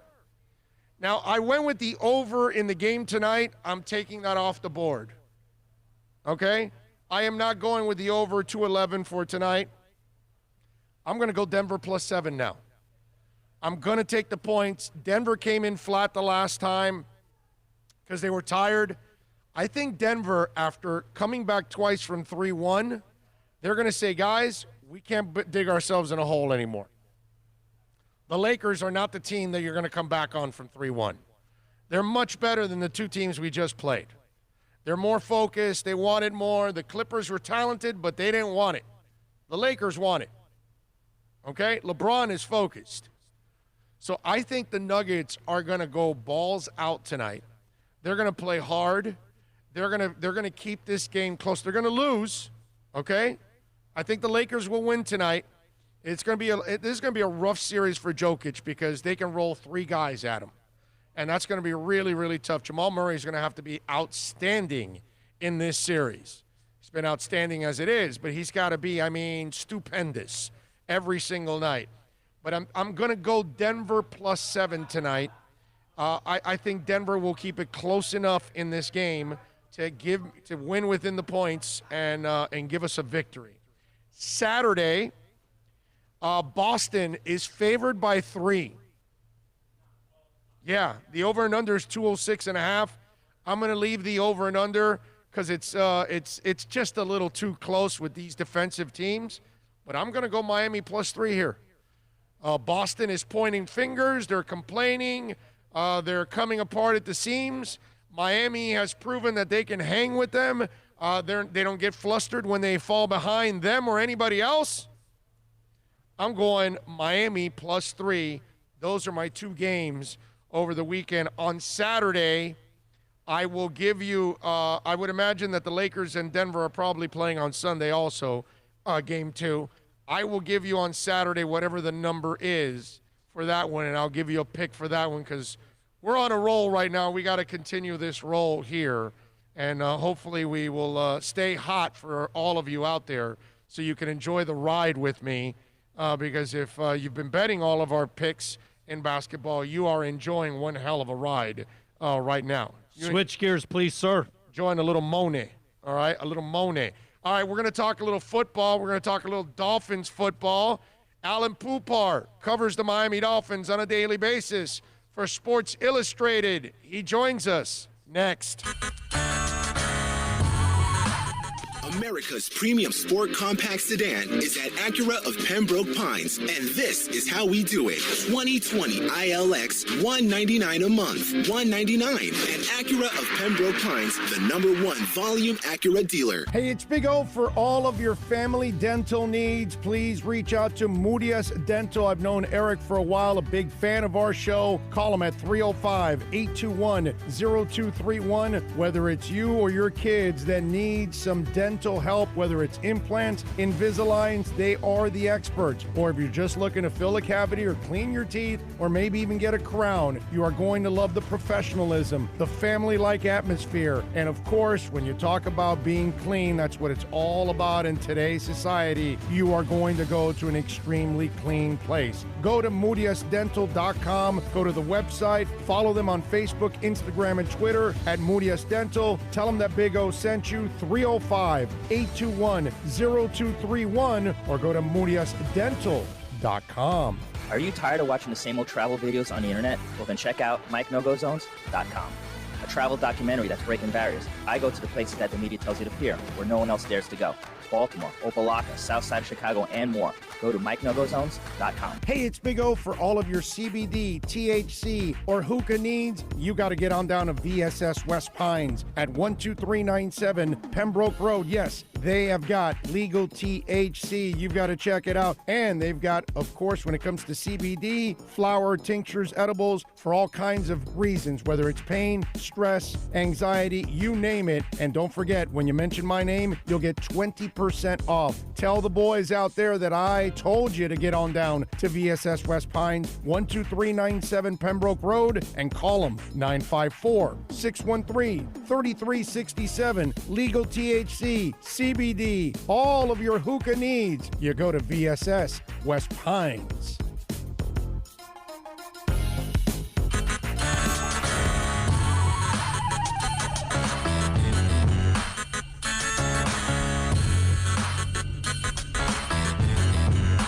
This is the Big O Show. This is the Big O Show. This is the Big O Show.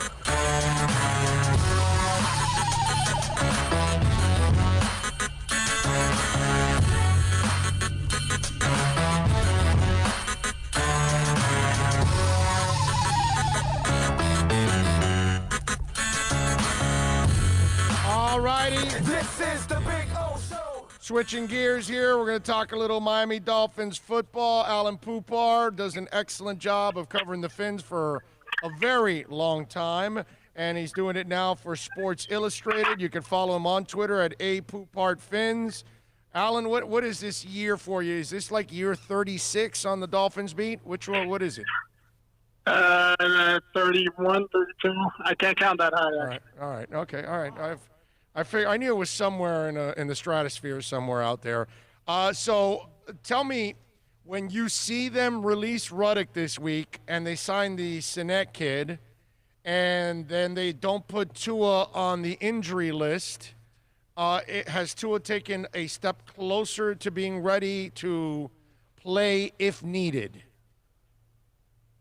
Yeah, technically you could say that. Excuse me. Technically you could say that because he wasn't on the injury report this week, but I think he could have been ready to go last week had they needed him. I don't think it's an issue of physical conditioning. If he's not in the lineup, it's an issue of I'm not sure he's ready to go in there, and they don't want to throw him in there before he's ready.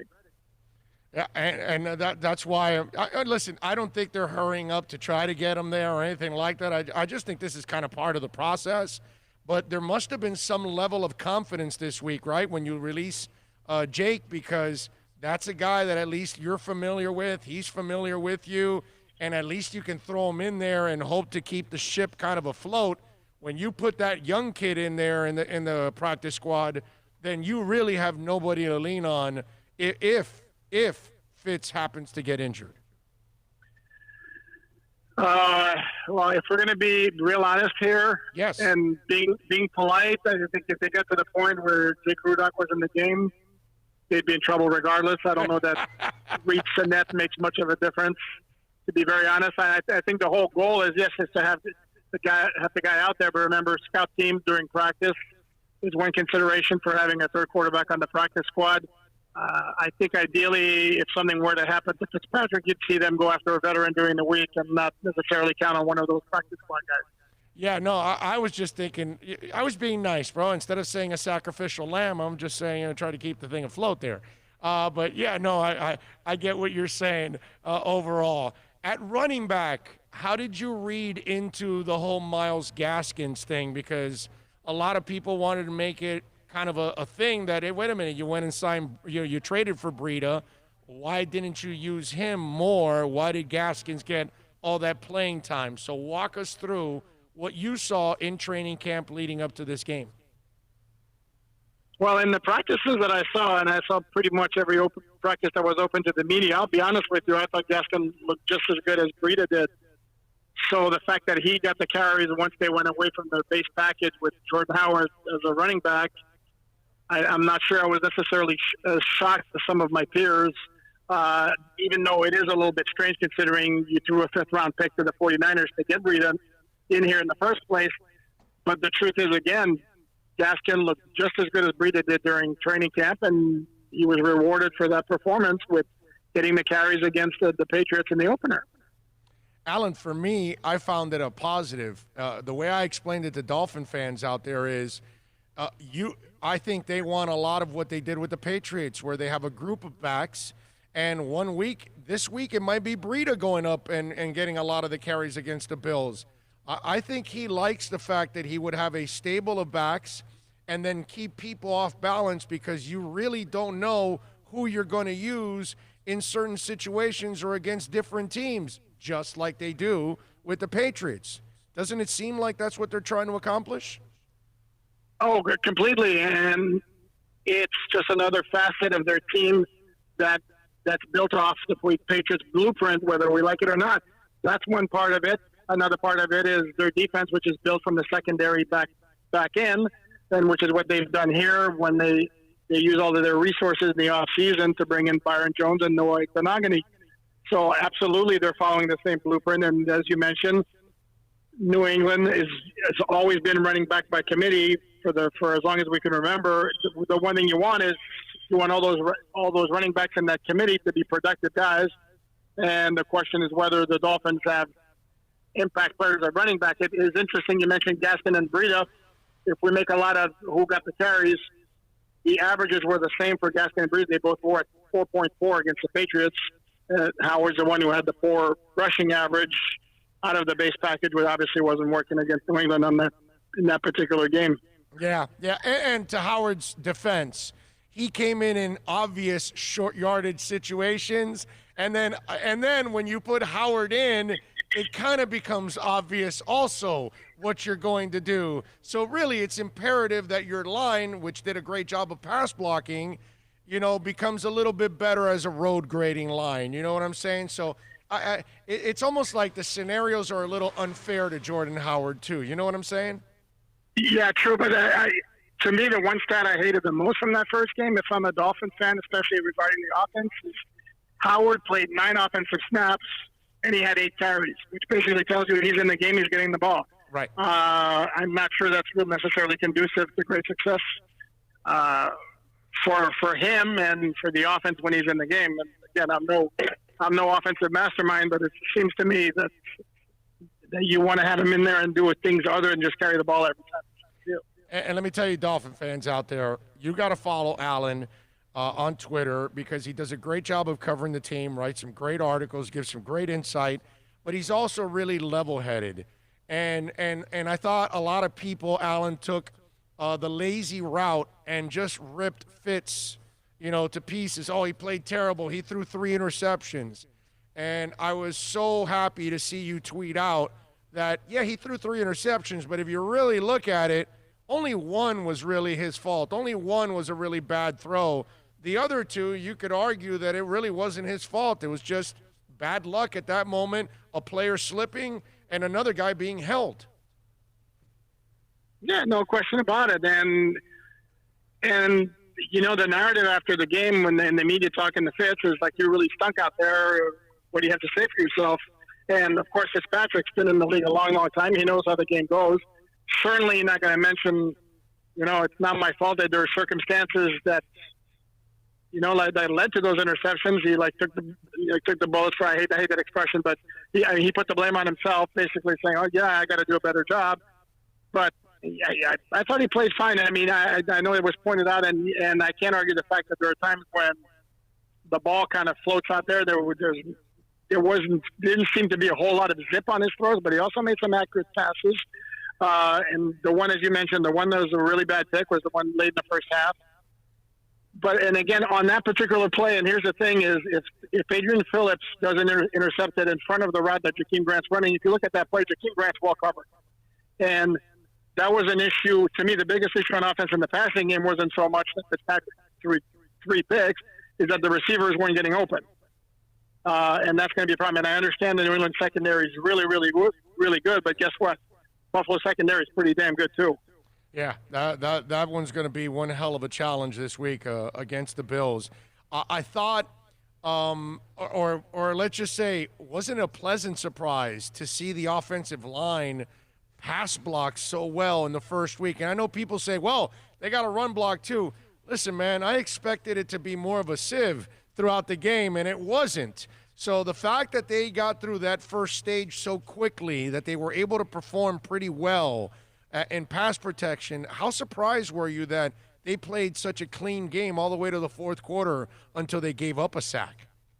Oh, no, that was really, really impressive. And for those who were there criticize it, I mean, you're allowed to criticize it, but here are two points you have to consider. Remember, they started 2 rookies on that offensive line without off-season practices, without preseason games. So for that unit to put that kind of performance under those circumstances against a very good New England defense, I know they lost a lot of people in their front 7, but it's still New England. So that was really impressive. And number 2, for anybody who wants to bitch about they didn't do enough, well, think back at this time last year what the offensive line looked like. And if you're not happy about the progress that's been made, then don't know what to tell you. Oh, well, hey, listen, that's what I told people about 21-11. I said, dude, you lost 102-10 in the first 2 weeks, and you lost to New England 43-0. So chill out, relax. I know you lost 21-11, but they played a crappy game and still cut it to 3 and had a chance. So imagine if Miami actually plays a clean game, they got a shot to win that game. Yeah, and the other thing, too, is I'm not sure what the expectations were from fans. I think you and I were talking a while back, and it's like, yeah, they're much better than they were last year. The talent level is exponentially better. I don't know if you want to make it 3 times better, 4 times better, whatever. But you're still not looking at a Super Bowl caliber team in terms of the roster. So let's not expect too much too soon. They will be better. Their record logically should be better. But if they don't win right off the bat, especially at New England, I mean, it's not the end of the world, and it's not a final statement on what they're going to be in 2020. No, I'm 1,000% with you on that one. Wide receiver, where's Devontae Parker at, my brother? Well, we just finished talking to Brian Flores. He told us he's going to be a game-time decision. Always a tough one when you were dealing with the hammy. The good news is he did practice every day this week, though he was limited Wednesday and Thursday. I haven't seen the official injury report today. It's usually a lighter practice, so it's possible he may have been listed as a full participant. I'm not sure. But it's one of those where, again, remember the Dolphins have a game 4 days after that because they played the Thursday night game next week at Jacksonville. I think they're going to see how Parker warms up, and I would imagine they would err on the side of caution if there's any tightness there, because you get that thing being a problem every week, and that could linger for many, many weeks. And it's not as if Devontae hasn't had those kinds of issues in the past where injuries have lingered. That's the last thing they want to have happen again. I don't think he plays. I think they save him maybe for Thursday. So they give that thing some time to rest. So let's have a little fun with this. If he doesn't play, what do they got to do to get that passing game going? Because we saw that without Parker, there wasn't that one guy that's a complete difference maker out there. And Preston, it's unfair to him right now because, as you know, he's coming back from that knee injury, and he's not himself yet. He'll have his moments, but he's not himself yet. So how do you ignite that passing game, my brother, without the defense having to worry about the most impressive weapon that we have in Devontae Parker? Yeah, that's a great question because they do not have a ton of impact players at that position. This is where the loss of an Albert Wilson really hurt. I think the way to go if you can't throw it down the field, and again, it's going to depend a lot on what Preston can give you in this second game because, as you mentioned, no, he didn't look like himself like the 2019 version of Preston Williams we saw. Again, how much of that was due to the fact they were playing New England, and I know he had Stephon Gilmore on him a few times, and that's obviously not an easy matchup. I think the way to juice up the passing game, if Parker doesn't play, I think you might be looking at an awful lot of like swing passes or running back screens passes, getting those guys involved, getting them the ball hopefully out in space and let them do their work. This is where Matt Breida could come into play. I know a lot of was made of maybe Malcolm Perry or Lynn Bowden Jr. being factors, but I think both Chan Gailey and Brian Flores kind of pumped the brakes on that a little bit this week, basically suggesting they're both rookies with a lot to learn. So expecting those guys to become factors very quickly, it may be unrealistic, but regardless of who's in the lineup, I think you would see a heavy dose of a lot of short passes. So, Alan, I'm sure you went back to look at the film this week, specifically on the offensive line. Was there somebody that really stood out to you? The only thing about the offensive line is, other than pancake blocks, the best way to tell an offensive line doing a good job is you don't really notice them. And I really didn't notice the tackles a whole lot, which basically tells me that Austin Jackson and Jesse Davis did a really, really solid job. And here's the other thing about the offensive line we didn't mention. Only one penalty, and that was a hold on Eric Flowers. That's right. And kind of regrettable hold. Negated a huge play, dude. Ugh. Yeah, it was after Matt Breida had gotten a first down on a third down run. They wound up converting anyway, so it didn't hurt him in the grand scheme. But again, only one penalty for an offensive line in the first game. That's a pretty good mark right there. So I like the work of the two tackles. You can isolate a play here and there. There was one play where there was a mix-up up front, and the Dolphins didn't pick up somebody on a running play, and it allowed a free run into the backfield, and it may have been Kinley who was at fault, but again, it depends on what the blocking scheme was on that particular play, and Dolphins were not kind enough to tell me the information, let me know who was supposed to block who on that particular play, so it would be just an assumption. But overall, again, can't complain about the play of the offensive line. Like I said, the two guys on the outside, to me, look really, really solid. Yeah, and listen, how huge is that? If you're able to solve the Austin Jackson problem right away, everybody was so worried about Laramie Tunsil getting traded. Well, listen, you hit on that one. Now you got two more picks. You hit on one of the other two picks. All of a sudden, the Tunsil trade becomes an awesome trade for the team because if you're able to replace him right away with Austin Jackson, man, that's pretty much the battle right there. Here's the thing, though, if we're going to be fair about this, because I know we mentioned the difficulty of facing New England, the flip side to that is they're not like a pure great pass rushing team. A lot of what they do for their pass rush is a lot of stunts and games up front. You're right. Now comes a bigger test with Buffalo, which is more of a traditional pass rushing team, where Jackson's going to get tested a lot more in terms of pure pass pro, and we might get a better gauge as to exactly what we've got. But still, that doesn't change the fact it was an encouraging start for him. Yeah. How about Jackson, dude? He's kind of gone through the same hell 2 years in a row because he had to donate bone marrow and really didn't get to practice before the USC season and never missed a game. Didn't miss a down, I believe, either the entire year. And now he's got 2020 and COVID and all that crap, and the kid didn't have a lot of time to prepare for his first season in the NFL. I mean, that's been one hell of a challenge for this young man 2 years in a row.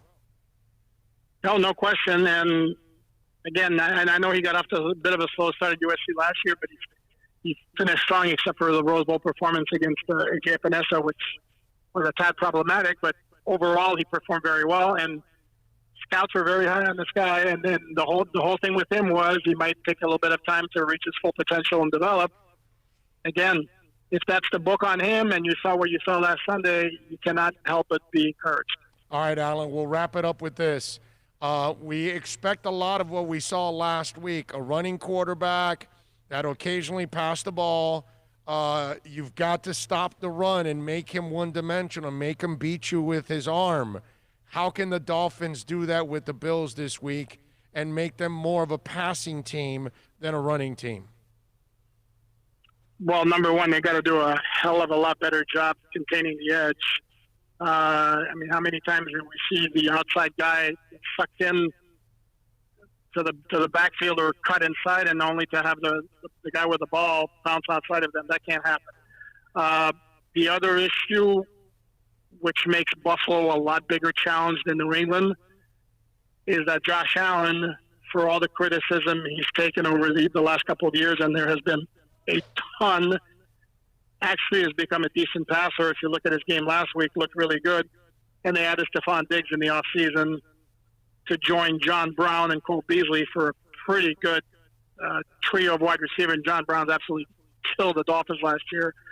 I looked up his number yesterday. It was 14 catches, 220 yards, 3 touchdowns in the 2 games. So he's a matchup problem for them. We know Stephon Diggs. This is where your investment into the cornerback position with Byron Jones and McBamagany with X has to come into play. But it's going to start with the running game. The Dolphins absolutely can't let Josh Allen kill them with the running game, or it's going to be a long afternoon. And then you have to deal with the passing game of Buffalo's, which is going to be a whole lot better than a lot of people think. The one thing that's advantageous for the Dolphins, it came out this morning that the Bills will be without their 2 stud linebackers, Tremaine Edmonds, son of long ago Dolphin tight end Farrell Edmonds, who I'm sure you remember well. Yes. And Matt Milano, both of them will not play. So that's obviously going to do nothing but help the Dolphin offense. But it's a major challenge for the Dolphin defense, because even though New England did a good job with what they were doing, they're not nearly as complete offensively as the Bills are. So tell me, my brother, what do you think happens? Do the boys pull out the miracle and pull out the win this week? Well, I've never been a fan of doing predictions, but now in this new gig, I've kind of committed to doing it every week on record. So I'm on record as predicting. I think Buffalo comes in here and pulls out. I happen to think the Bills are the best team in the division. They are. By far. Yeah. I happen to think that the Bills actually could give the Chiefs and the Ravens a run in the AFC. I'm really, really, really high on the Bills this year as far as their potential. So I think this is a really, really tough game for the Dolphins. Oh, yeah. And in fact, here's where you and I differ. That's right. I remember seeing this from you. You're a bigger Josh Allen believer than I am. I'm not a Josh Allen believer as a passer. He's got to prove that to me, that he can become a passer. You think he can become that passer? Check out his film from last week. There was actually a Twitter account that broke down every pass he threw of 10 yards or more down the field. And he had one, I know he had one that made a lot of people chuckle, where he was rolling to his left and he sailed it about 5 feet over the head of his receiver in the end zone. But he also had a lot of really nice throws. And the other thing with Josh Allen, he can make some throws that maybe 3 guys in the NFL can make because of that gun of his. Right. And so, yes, he's going to be erratic every once in a while. There's no question about that. But I think overall, I think he takes a lot more flack for his passing than he should. Dolphins, he is a must-follow. A. Poupart Fins, and catch his work there at Sports Illustrated. And what are you working on this weekend so Dolphins can check you out, my brother? Well, it's a whole lot of previewing the game. On Saturday, I will do my why the Dolphins will win, why the Dolphins will lose, and what's going to happen, even though I just told you what's going to happen. But I'll break it down further.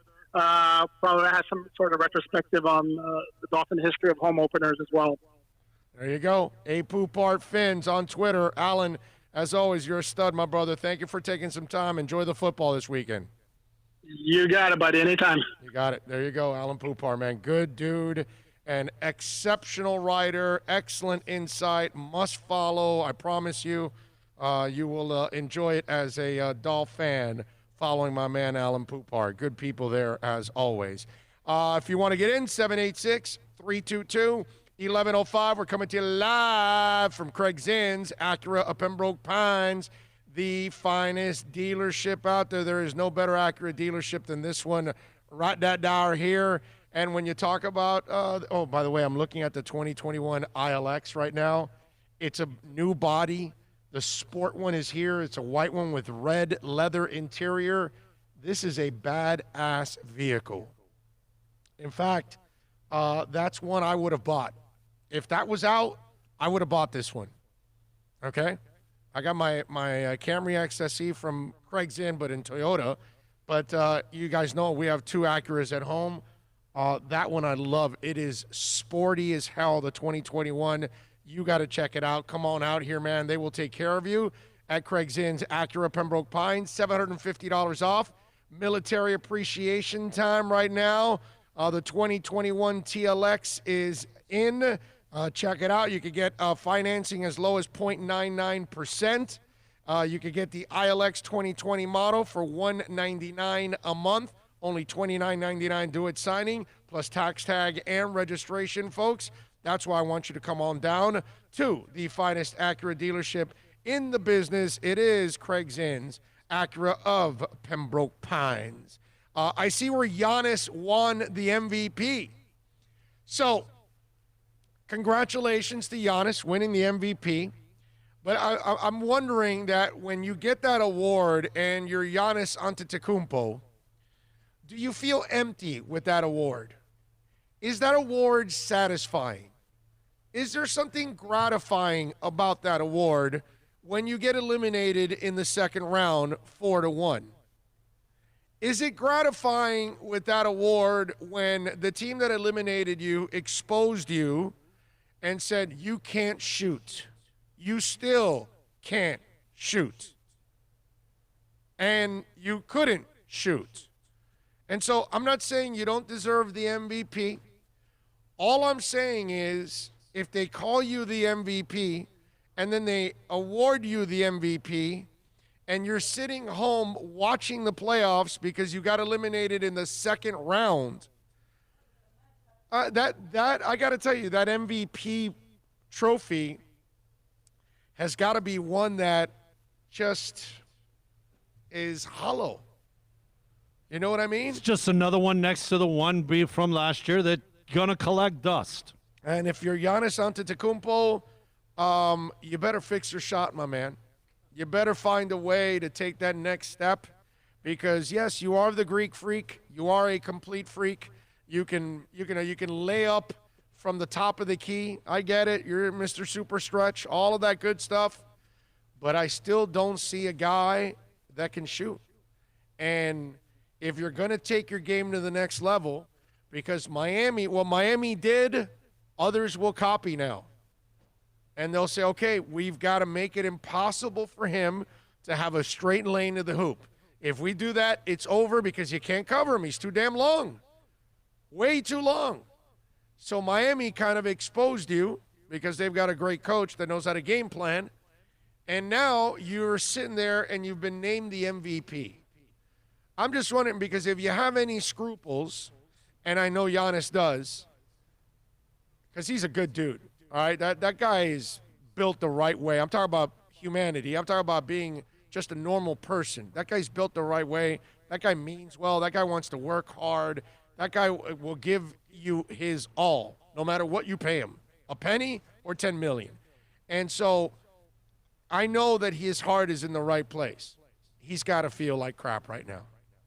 He's got to look at that trophy and say, it means nothing to me, because that's the kind of guy that doesn't harp on individual accomplishments.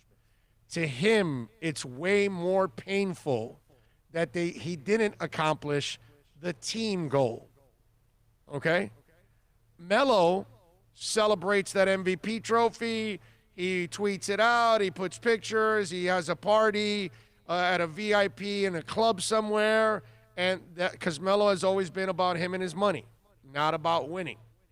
You know, he's been a little bit more about winning now after his old age, after now he's no longer that frontline player anymore. Now he knows he has to be a role player. So he's kind of been a little bit more of that, just a little bit, not a lot, but just a little bit in Portland. Okay, but outside of that, he was all about himself. Okay, just like Odell Beckham and just like all these other guys. When you hear the people talking about, oh, they got to trade Odell because Odell just thinks about his balls and money and all that. And right now, Cleveland needs to run the ball more than anything else because that's what they are. And he's going to complain about not getting a lot of balls because he's about himself, right? And Giannis is not about himself. I guarantee you that MVP trophy gets to his house and he looks at it and maybe gives it a half smile and says, this doesn't fulfill me. And to that I will say, congratulations, young man. You are well grounded and you're thinking along the right lines. It's a nice accomplishment, but what was more important was for the Milwaukee Bucks to accomplish a lot more than a ugly second-round exit. That trophy just does not cover it up. The Greek freak has a leak in his game. Yes, he does. Yes, he does. The freak is a leak. Freak on a leash. The freak has a leak. It's not a freak on a leash. It's a freak on a leak. Anyway, so we got that to talk about. You know what we're going to do now? We're going to talk a little football, and that's soccer. And we're going to talk about Inter Miami with Michelle Kaufman from the Miami Herald. We do that next. Hey, it's Big O. For all of your family dental needs, please reach out to Moody's Dental. I've known Eric for a while, a big fan of our show. Call him at 305-821-0231. Whether it's you or your kids that need some dental help, whether it's implants, Invisaligns, they are the experts. Or if you're just looking to fill a cavity or clean your teeth, or maybe even get a crown, you are going to love the professionalism, the family-like atmosphere. And of course, when you talk about being clean, that's what it's all about in today's society. You are going to go to an extremely clean place. Go to moody'sdental.com. Go to the website. Follow them on Facebook, Instagram, and Twitter at Moody's Dental. Tell them that Big O sent you. 305-821-0231 or go to moody'sdental.com. Are you tired of watching the same old travel videos on the internet? Well, then check out MikeNoGoZones.com. A travel documentary that's breaking barriers. I go to the places that the media tells you to appear, where no one else dares to go. Baltimore, Opa-locka, South Side of Chicago, and more. Go to MikeNoGoZones.com. Hey, it's Big O. For all of your CBD, THC, or hookah needs, you got to get on down to VSS West Pines at 12397 Pembroke Road. Yes, they have got legal THC. You've got to check it out. And they've got, of course, when it comes to CBD, flower, tinctures, edibles, for all kinds of reasons, whether it's pain, stress, anxiety, you name it. And don't forget, when you mention my name, you'll get 20% off. Tell the boys out there that I told you to get on down to VSS West Pines, 12397 Pembroke Road, and call them 954-613-3367. Legal THC, CBD, all of your hookah needs. You go to VSS West Pines. It's a buyer's market at Toyota of Hollywood. Over 1,500 Toyotas on the ground, and truckloads just keep on coming. Now pay up to 50% less. 2020 Camry, not $29,000, $17,775. 2020 Corolla, not $22,000, $13,775. Buy a new 2020 Toyota with zero down and 0% financing, or we'll make your payments till 2021 at Toyota of Hollywood, the #1 volume Toyota dealer on 441 between Hollywood Boulevard and Sheridan Street.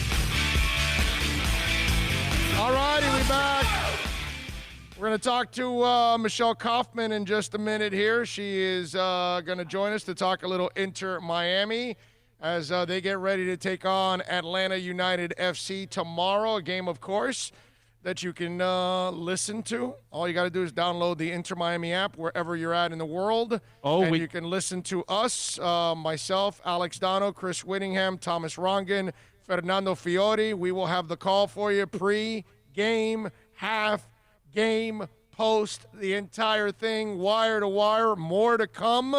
We will have a nice big announcement for you in a couple weeks here that you're going to enjoy. And now Inter Miami has taken another step forward. So we're going to talk about some big news for Inter Miami with Michelle Kaufman from the Miami Herald. You can follow her on Twitter at Kauf Sports. You can catch her work there at the Miami Herald website. Michelle, good afternoon. How are you doing?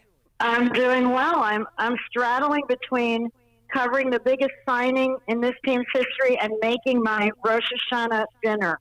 So nice. What time should we be there, Michelle? Yeah, what time? Yeah, I've got matzo ball soup and brisket and potato pancakes and all kinds of stuff. What time do you need me and O over there? Yeah, we'll be there right away. We're ready to go. We're ready to go. Anyway, a huge signing. By the way, for fans of Gonzalo Higuaín, if you click on my story, my latest version of my story on Twitter at Kauf Sports, you will find an 11-minute, it is a fantastic, Juventus put together a farewell video for him, and it's every goal that he ever scored for that club in a highlight reel fashion. It's 11 minutes, so give yourself some time. But it's 11 minutes of Higuaín highlights, and let me tell you, I mean, I'm not a fan, of course, I'm a reporter, but watching those 11 minutes of those goals, I'm saying to myself, okay, I think I will enjoy writing about, if he plays like that here or anything like it, there's going to be a lot to write about. Let me put it that way. The guy is a clinical finisher. I was looking at these videos one by one of these goals, and I was seeing situations similar to the scoring chances that Inter Miami has had. The difference is the ball went into the back of the net.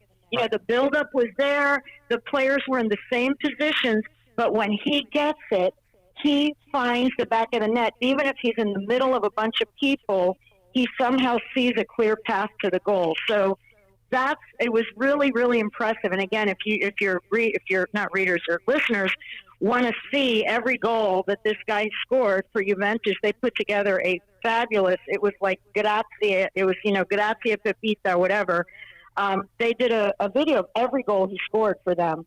The guy is the real deal. They're paying him $7 million, making him the highest paid player in MLS. Zlatan Ibrahimovic was making 7.2. This guy's making 7. He's the highest paid player in the league now. Also, it means that this team of Inter Miami now is the only team in MLS that has 2 World Cup finalists. Blaise Matuidi and Gonzalo Higuaín have both been in World Cup finals. They're the only 2 players in MLS, a team that has 2 finalists. So, I mean, there are no more excuses. Let me just say that the puzzle pieces are all there. This guy is the 9 that they've been talking about. Matuidi is, the midfielder. They've got Pizarro. Robles has been playing really well. Figal, Lewis Morgan. This is a team that should win some MLS games and should score now. That's how I feel. Well, listen, Michelle, you've been writing for the last 11 games about moments where they had plenty of opportunities to score goals, and they missed out, and they sailed it left, sailed it right, sailed it over the goal. Sailed it over, planked it off the bar. Right. Yeah. Or they're stopping their own balls from going in at times, like Breck Shea did a couple of games back. Things like that now you're going to be writing about that Pizarro or Morgan or somebody else set him up, and Higuaín finished it. And that's going to be the difference. That's the big thing. I'm telling you, as I was watching again these videos, I kept seeing, it was almost like I could put the Inter Miami jerseys on the different players and the positions they were in. I'm like, okay, there's Lewis Morgan, and there's Pizarro, and there's Breck Shea, and here's, Robbie Robinson. And, there they all were in the same positions as the Juventus players, but the difference is when the final guy, when the assassin gets the gun, he, first of all, the quickness with when he doesn't hesitate. He pulls the freaking trigger. He pulls the trigger. He's very, very, very confident and calm on the ball. You can just see it, that he gets a ball, and he's not like looking around and frantic and trying to figure out what to do with it. It's like the second the ball hits his foot, he already has a plan. He knows where it's going. He's already seen the spot, the space. He will either go straight through, he'll dribble around, and, take one little touch, but the goalie falls down on the ground, and then he just kicks it right past him, makes the goalie look stupid. He's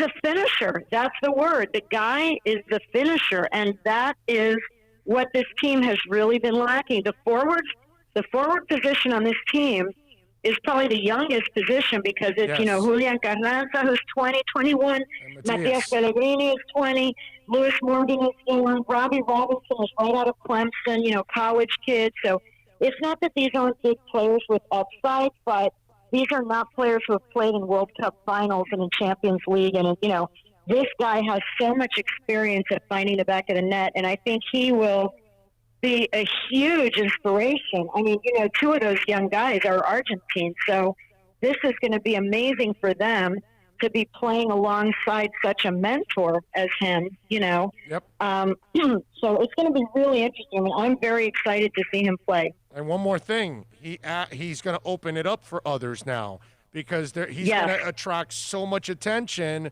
Everyone's going to be focusing on him. Yeah. So Pizarro and all these other guys will get some. They're going to be left. They're going to be left open. They're going to be. And the other thing also to point out is that he and Matuidi were teammates for 4 years, so they know each other very well. They know each other's tendencies. They know how to link up. They know how to play with each other. That's going to be a huge benefit because if you brought in a guy who doesn't know anyone or whatever, everyone has an adjustment period. But Matuidi and he have no adjustment period. Of course, it's a different team, different system, whatever, but they know, Matuidi knows what Higuaín is going to do, and Higuaín knows what Matuidi does, and that pairing, I think, is going to really show once he gets on the field. So, yeah, I'm excited to see him. The guy better score. They're paying him $7 million, and he's one of the top scorers in Europe for 12 years. The guy better put some of those. If not, I'm going to really have something to write about if he comes over here and lays an egg, What do you think Jorge Mas is saying? If you think you saying he better score, what do you think the guy that's paying him $7 million is saying? Yeah, I'm not investing anything. I'm investing nothing. I'm just saying as a spectator and as a reporter, I want to see some goals for $7 million. But yes, Jorge Mas has actually have to write these checks. Yes, I'm sure there's pressure on him. I mean, everyone is expecting, okay, now we're going to score goals because this guy is here, period. How about this? Let me run this by you because I don't know this guy, and I don't know the international soccer game like I know American sports. It's not even close. Right. I follow it casually. I'm really more of a hardcore local soccer guy than anything else. Mm-hmm. But here's the thing that I got to ask, and I don't know this answer. And I didn't even know the answer for this guy until he got here. Can he be Jimmy Butler? Can he come in and lead in many ways, not just by scoring, but by lifting Matias, by teaching the young kids how to play the game? Is he that guy that is going to really share his knowledge and then be that inspiration that Jimmy has been for Tyler and Duncan and all these other young cats, that he fills them up with confidence and he helps them along the way? I don't know what Higuaín is. Is he the star that's coming in and says, give me the ball and I'll put it in the back of the net? Or is he the guy that's also going to say, tonight I need to help set this young guy up and help lift him up to lift our team? Who is this guy and what's he going to bring to the table in the leadership part of it all? Do we have that answer? I don't have that answer because what I can tell you, and it may just be because of positional differences, the person that I do hear that about is Matuidi. What I'm hearing about him before he got here and since he got here from the other players is that he is a guy who very much talks to the other players, guides them, mentors them. He reaches out to the younger players and is a real locker room leader. I mean, that I heard before he even got here, and since he's gotten here, and even when they signed him, the quotes were all about what a leader he is, because his game is more subtle. His game is more subtle, but what he does is he lifts everybody. He makes everyone around him better. Which is the sign of a great player, someone who makes the people around them better. So I think Blaise Matuidi definitely fits that bill. Higuaín, mostly what you read about and hear about in all the quotes are just what a killer striker he is and how, he's prolific. He's just a prolific scorer. As far as his personality, I think that remains to be seen. I do think he's coming in as the star striker, and I think strikers are, how the different positions have different, and I'm just saying it even from my daughter's teams of 14 years of soccer. The midfielders are the ones who like to pass and help other people. You know what I mean? Right. Defenders are wide the receivers? people who like to work really hard. The forwards are wide receivers? Yes. In my opinion. In all my years of soccer, I would say that the wide receivers would be equivalent to strikers, and the midfielders are the ones who like to play both defense and offense, which, forwards don't. So the midfielders are generally, and I'm just not just saying this because my daughter was a center midfielder, but the midfielders are the ones who, my daughter was almost more happy. She didn't like the pressure of being the one that was going to have to score the goal. She was very happy to get the ball and pass it in a millisecond. The quicker she could get rid of the ball, the happier she was, because A, she wasn't going to get nailed by a defender, and B, she was just happy to connect passes with her teammates. So that was her role. That's how she was. Matuidi and those type of midfielders, holding midfielders, and they're very happy to just get the ball, look around, dish it off to somebody. They don't need the glory. I think that strikers, there's a certain ego, I think, that goes with certain positions in different sports, all the different sports, and you need it. You need that ego. It's sometimes you have the rare exception. I'm not saying it's always that way, but I think you have to, if you really believe in your head that every time you get the ball in front of a net, you're going to put it in there, that takes a certain amount of ego. You know what I'm saying? Of course. That takes a certain amount of ego, and everybody can't, anybody who is more analytical or more, indecisive, they're going to have a harder time being that world-class striker. It doesn't mean they can't be good, but I'm talking about the difference between good and elite. The elite ones tend to be people who are just so, and I don't want to use the word cocky, but just so confident that when they get the ball, they're going to score. They don't even question it in their mind. They don't even hesitate. It's like, I got the ball, I'm putting it by this goalie. I don't give a crap. I'm not afraid of him. I'm getting it past him. That takes a certain ego. And so as far as being the most generous guy, I'm not saying he's a bad guy. I don't even know him. I haven't met him. He may be the most generous, warm, kind-hearted person. I have no idea. I won't know. So we don't know if he's Larry Fitzgerald or Diego Serna. Exactly. We don't know. What I do know is the guy can score, and they didn't bring him. I mean, of course they bring him here to be mentors and all that, but this guy was brought in with one assignment: put the ball in the net, because our team has scored 9 goals in 11 games. It's tied for, second worst in the league out of all the teams. This was supposed to be, you remember when David Beckham and Jorge Mas and an attacking and attractive style, attacking, lots of goal scoring. I have videos of David Beckham saying, I know people in Miami like to see goals. They're not here to see defense. The people in Miami are not here to see defense. They're here to see goals. Well, so far they've seen 9 goals in 11 games, and it's hurt them because the team has lost. Their 7 losses have all been by a single goal. So the defense is doing its job. The midfield has mostly been doing its job. But if you can't score, there's no way you're going to win these close games. And they've all been close. They have not been blown out ever. Their 7 losses are by a single goal, which means if they had somebody who could finish and finish off some of those chances that they've had, that would drastically change their record. So I think he's brought in for one reason and one reason only, to score. All right. And if he's nice, that's a bonus. If he's nice and generous, that's a bonus. So when's the first game? What's your guesstimate on the first game we get to see him score goals? Well, they're being very secretive about that. They keep saying, because I go, well, exactly how long is the quarantine? And, when did the quarantine actually begin? When did the quarantine clock start? He arrived in the United States last Thursday night. So 8 days ago, 7.5 days ago, he arrived in the United States. I don't know if the quarantine clock started the minute he landed and took his selfie with Jorge Mas at the airport, or does the quarantine clock start? Did it start Friday? Did it start after he took his physical? That's what I don't know. I find it extremely highly. I don't think he's traveling to Atlanta tomorrow for tomorrow's game. I guess there's a possibility if the quarantine clock started right when he got here, there's a possibility he could play Wednesday at home against New York Red Bulls. It would be nice for him to do it at home, even though it doesn't matter.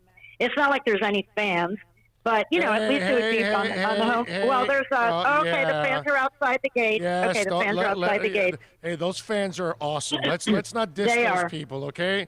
No, awesome. True. Yeah.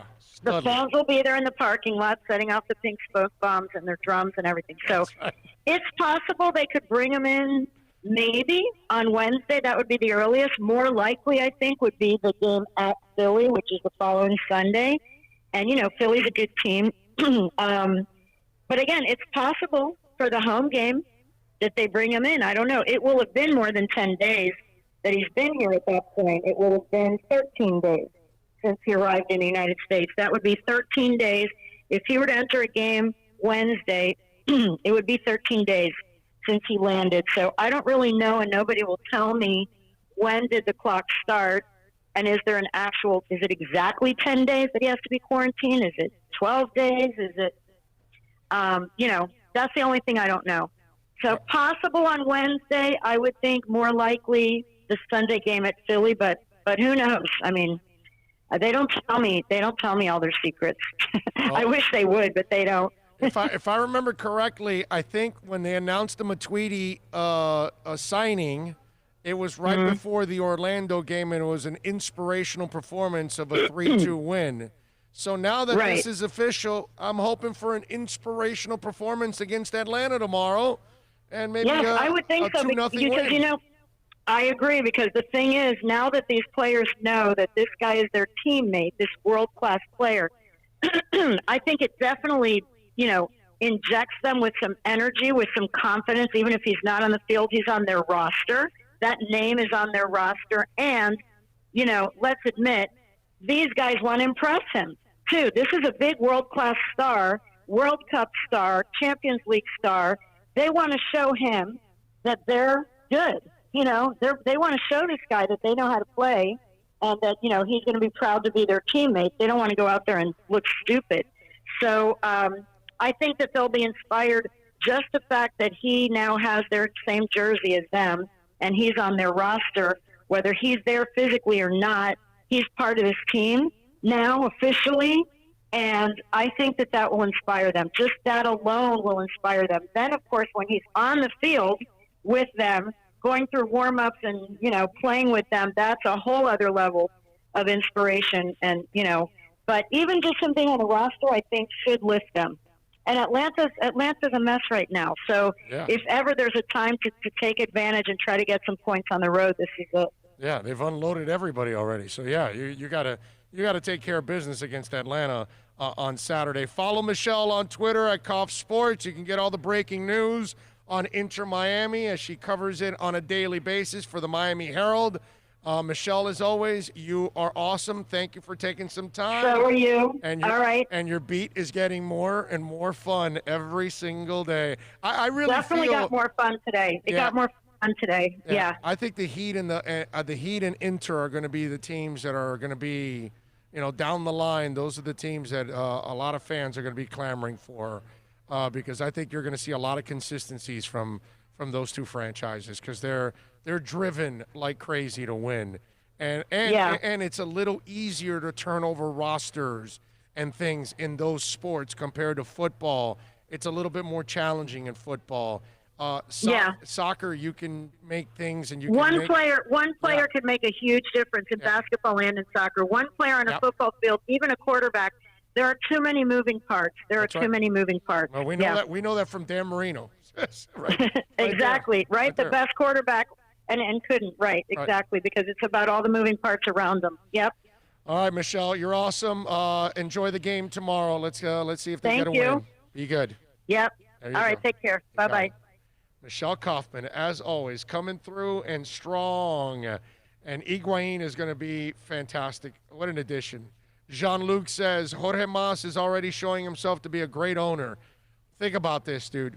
He was already a great owner because Beckham had that piece of property in Northwest that nobody thought was a really good idea to purchase or to put a football stadium there, a soccer stadium there. And Jorge Mas agreed and immediately started searching for a second piece of land, and then focused in on Miami Freedom Park, which eventually I think they'll move in. I think they'll be there in 4 years. I really do. I think they're talking about 3. I say 4 because of COVID, probably dragged it out another year. So I think 4 years from now they're there. But then he does the Lockhart thing. And that's where the USL 1 team plays, which, by the way, is playing a lot better. You should watch them. And he then has to inject another $150 million into that stadium to make it for an MLS. So think about this. They're going to move back to Miami Freedom Park, and they're going to leave that stadium the way it is. Now, that stadium can be used for not just the USL team, soccer, international friendlies, all kinds of stuff, which I would imagine they're going to do that with that stadium.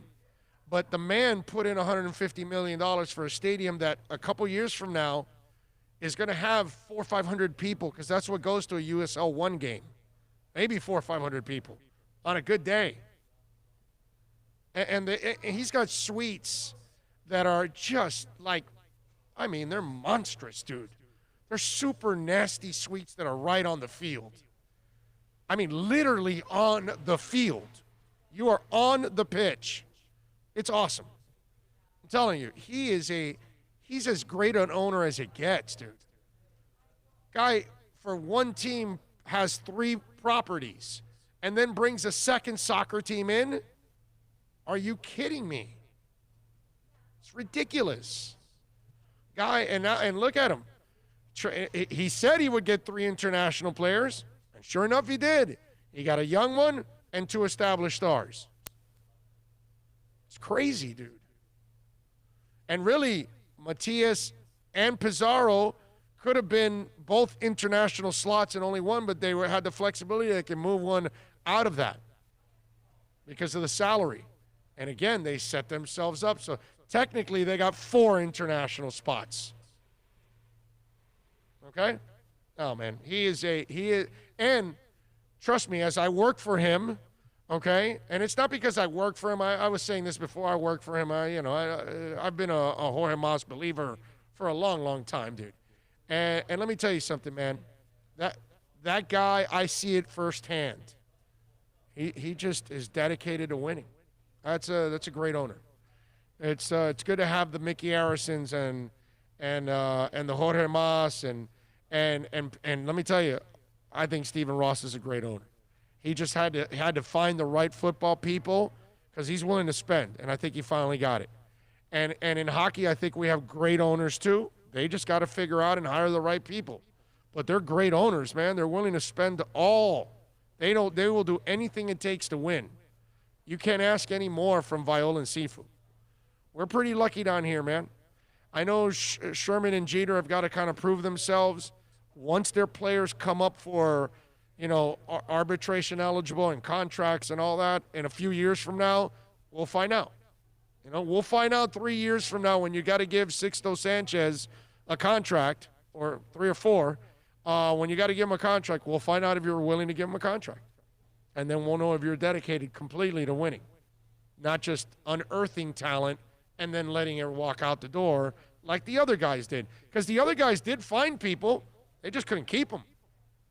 That's all. Hell, we had the best outfield in the majors, and we couldn't keep it. We had an MVP, and we couldn't keep it. We have two of the greatest home run hitters in modern-day baseball. Couldn't keep them. And it's ridiculous. So the good thing is, an owner in Inter, they're going to keep him. That's for damn sure. All right, let me take a quick break. We'll come back for the next segment here. I got a couple things that I want to get to. I got some sports, some music, some Dolphins talk, all of that coming up next. And I do want to remind you that the show is proudly brought to you by Murias Dental. Go see Eric Murias and company, man. They will take care of you. 305-821-0231. I've been telling you about Eric Murias now for almost a year now. I did my Invisalign to straighten out my teeth. You can do the same thing too, whether it's cavities, Invisaligns, implants, crowns. They do it all. And I always tell you this, state-of-the-art equipment, the kind of state-of-the-art equipment that you don't leave with a temporary. No. They make the crown right there and then, okay? They take a digital imprint, make it right there and then. You need an implant, they set you up, they make the implant right there and then, they put it in, and you're done. No temporary, and then you got to come back a couple weeks later, take another day off of work, or it's another pain for you in your day. No, forget that. Go to Murias Dental, family-owned and operated. They are clean as a whistle. In today's world, you got to make sure you better go somewhere that's clean. And, of course, they are incredible dentists. Please call them, 305-821-0231, and tell them that Big O sent you. They will take care of you at MuriasDental.com.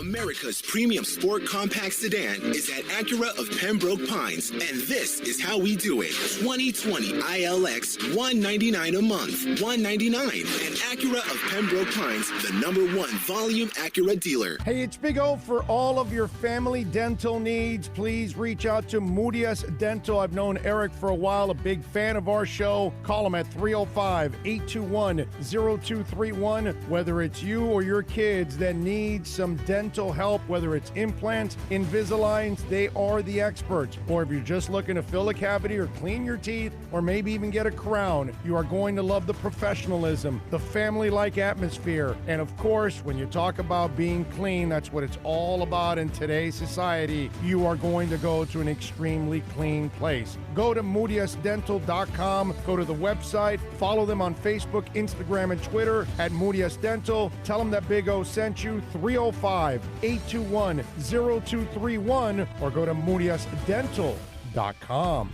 Are you tired of watching the same old travel videos on the internet? Well, then check out MikeNoGoZones.com, a travel documentary that's breaking barriers. I go to the places that the media tells you to appear, where no one else dares to go.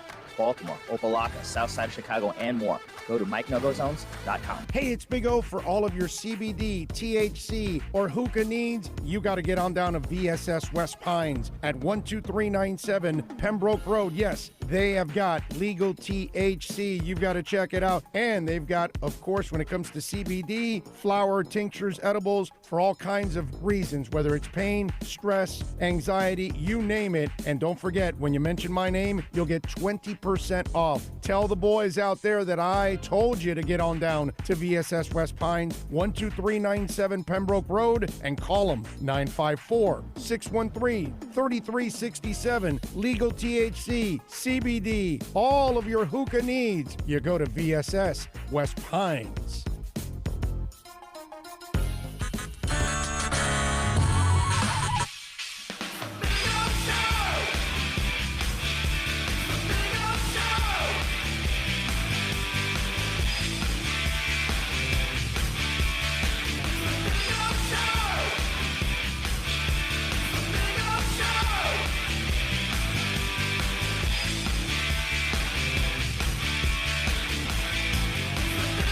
Show!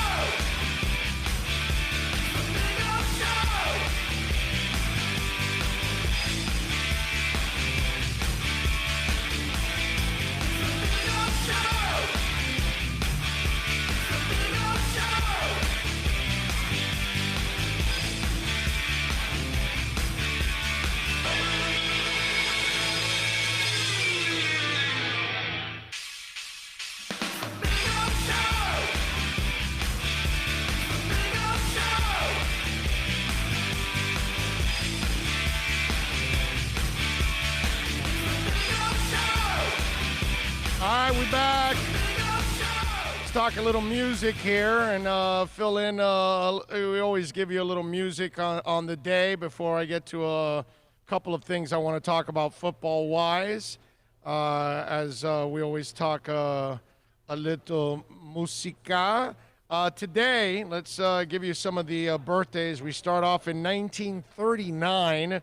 Frankie Avalon was born on this date. On his 21st birthday, Avalon was given a $600,000 that he earned as a minor from such hits as Venus from 1959. That's crazy stuff. In 1950, Mike Hossack was born, the American drummer with the Doobie Brothers between 71 and 73. Hossack sadly died of the C word back on March 12th of 2012 at his home in Dubois, Wyoming, at the age of 65. In 1952, Dee Dee Ramone was born Douglas Colvin, the bassist for the Ramones. He died of a drug overdose on the 5th of June in 2002. Dee Dee is buried at the Hollywood Forever Cemetery in Hollywood, California, not far from his former Ramones bandmate, Johnny Ramone. In 1962, Joanne Cathrall was born. She is the singer, one of the singers, the one with dark hair from the Human League. They were formed in Sheffield, England back in 1977. Obviously, their album Dare in 1981 became the huge hit with Don't You Want Me? And so Joanne Cathrall celebrating a birthday today. In 1967, on this date, American singer Ricky Bell was born from the R&B group New Edition. There you go. Little Candy Girl. You big into Candy Girl there, Bill? You like Candy Girl? It was a radio pop hit. You know, you couldn't help but hear it, but yeah, I could pass. I like Candy Girl. I like everything New Edition. 1970, on this day, Jimi Hendrix was pronounced dead on arrival at St. Mary Abbott's Hospital in London at the age of 27, choking on his own vomit. Hendrix left a message, "I need help bad, man," on his manager's answering phone. Earlier that night, rumors and conspiracy theories grew up around Hendrix's death. Eric Burden claimed Jimmy had committed suicide, but that's contradicted by reports that he was in good frame of mind. In 2009, a former Animals roadies published a book claiming that Jimmy's manager had admitted to him that he arranged the murder of Hendrix since the guitarist wanted out of his contract. Okay. In 1983, Kiss appeared for the first time ever without makeup in an interview on MTV for their new album, Lick It Up. And I remember it was the biggest thing around at that time. Everybody was talking about it in school. Dude, are you going home to see the MTV interview with Kiss without makeup, yada, yada, yada, all that stuff? It was like, I remember it like yesterday, running to your TV to watch MTV in stereo. Of course, I had it in stereo. I figured out how to do it. Some people could not figure it out, but I figured out how to do it and put it in stereo. In 2000, oh, wait a minute. I'm on the wrong page here. Make sure we get the right one here. In 2000, Papa Roach. Do I have it here? Wait a minute. Am I wrong? Wait a minute. What happened here? Wait a minute. Hold on. Did I screw up? I lose my notes here for Papa Roach. What happened now? Damn it. Thought I had this thing here, and now I don't. Where is it? Oh, man. Oh, well. All right. Well, I lose. I thought I had it here, but I guess I lost that note on Papa Roach or The Who. Well, in 1971, I do have The Who one. No, I do have it. Here it is. 2000, Papa Roach released their breakthrough single, Last Resort, on this date, which, by the way, would go on to top the modern rock charts. And in 1971, on this date, The Who scored their first and only #1 album in the UK with Who's Next, the band's 6th studio recording album. By the way, speaking of music, did you like the Deftones song I sent you? because I personally was not impressed with it whatsoever. What do you think, right? I don't. They like went too hard. They went so hard on that tune that it doesn't sound good. And you're a Deftones guy. They're trying to connect back to Their the early Butcher, stuff, and that. Because then they got but that stuff has a little more rhythm and stuff than this. Is my problem. This one sounded just loud. No, you know what, man? I got to think, because you heard that they were trying to do like the 20th anniversary of the album. Right. Oh, God, I can't remember the one that's got all the hits. Yeah. I know what you're talking about. A Fly and all that. And that wasn't able to be followed, and it was kind of like misconstrued. And then this, and, I think their direction went a little haywire. I don't know. I got to listen to the album Ohms because it hasn't come out yet. I'm sure I'll get it when it's out now. But the new song Genesis, I was not impressed with it whatsoever. That's my assumption based on that first listen, that it kind of just, hey, let's get something out there, and they didn't have a solid direction. They were supposed to be on tour. There was all this stuff. And, obviously COVID, threw a wrench in it. Yeah. But bottom line, I think the new song sucks. You guys can download it. If you like Deftones, check out Genesis and tell me what you think about it. Send it to me on email or on a text or on a tweet once you hear it. But I can't say I'm impressed. Van Morrison, by the way, has announced plans to release 3 songs that argue against coronavirus lockdown measures, alleging that the authorities are using the pandemic as an excuse to restrict liberties without any real reason. So he previously spoke out against emergency laws and have shut down the lives of entertainment industry, saying he only agreed to perform some socially distant shows in order to keep his band working. Morrison described the thought process behind these health issues and these measures as pseudoscience. His new songs will be released one by one over the coming weeks. Born to Be Free will be the first one, followed by No More Lockdown and As I Walk Out. Lyrics include, the new normal is not normal. Don't need the government cramping my style. Give them an inch, they take a mile. No more fascist bullies disturbing our peace. And well, on the government's website from the 21st March of 2020, it said COVID-19 was no longer high risk. And 2 days later, they put us under lockdown. So there you go. So if you're a Van Morrison fan, you will get a couple of rebel songs from him coming out. Now, I saw this article to kind of wrap up the music segment here. They gave me 13 rock and metal bands who somehow do not have a platinum album in the U.S. Okay? Now, for those of you that don't know the status, a silver record is 300,000 copies, a gold is 500,000, and platinum is 1 million. Okay? We got it? Are we ready? Okay. Did you know that Anthrax does not have a platinum album? Okay? Among the Living, State of Euphoria and Persistence of Time and Attack of the Killer Bees and The Sound of White Noise have come close to platinum.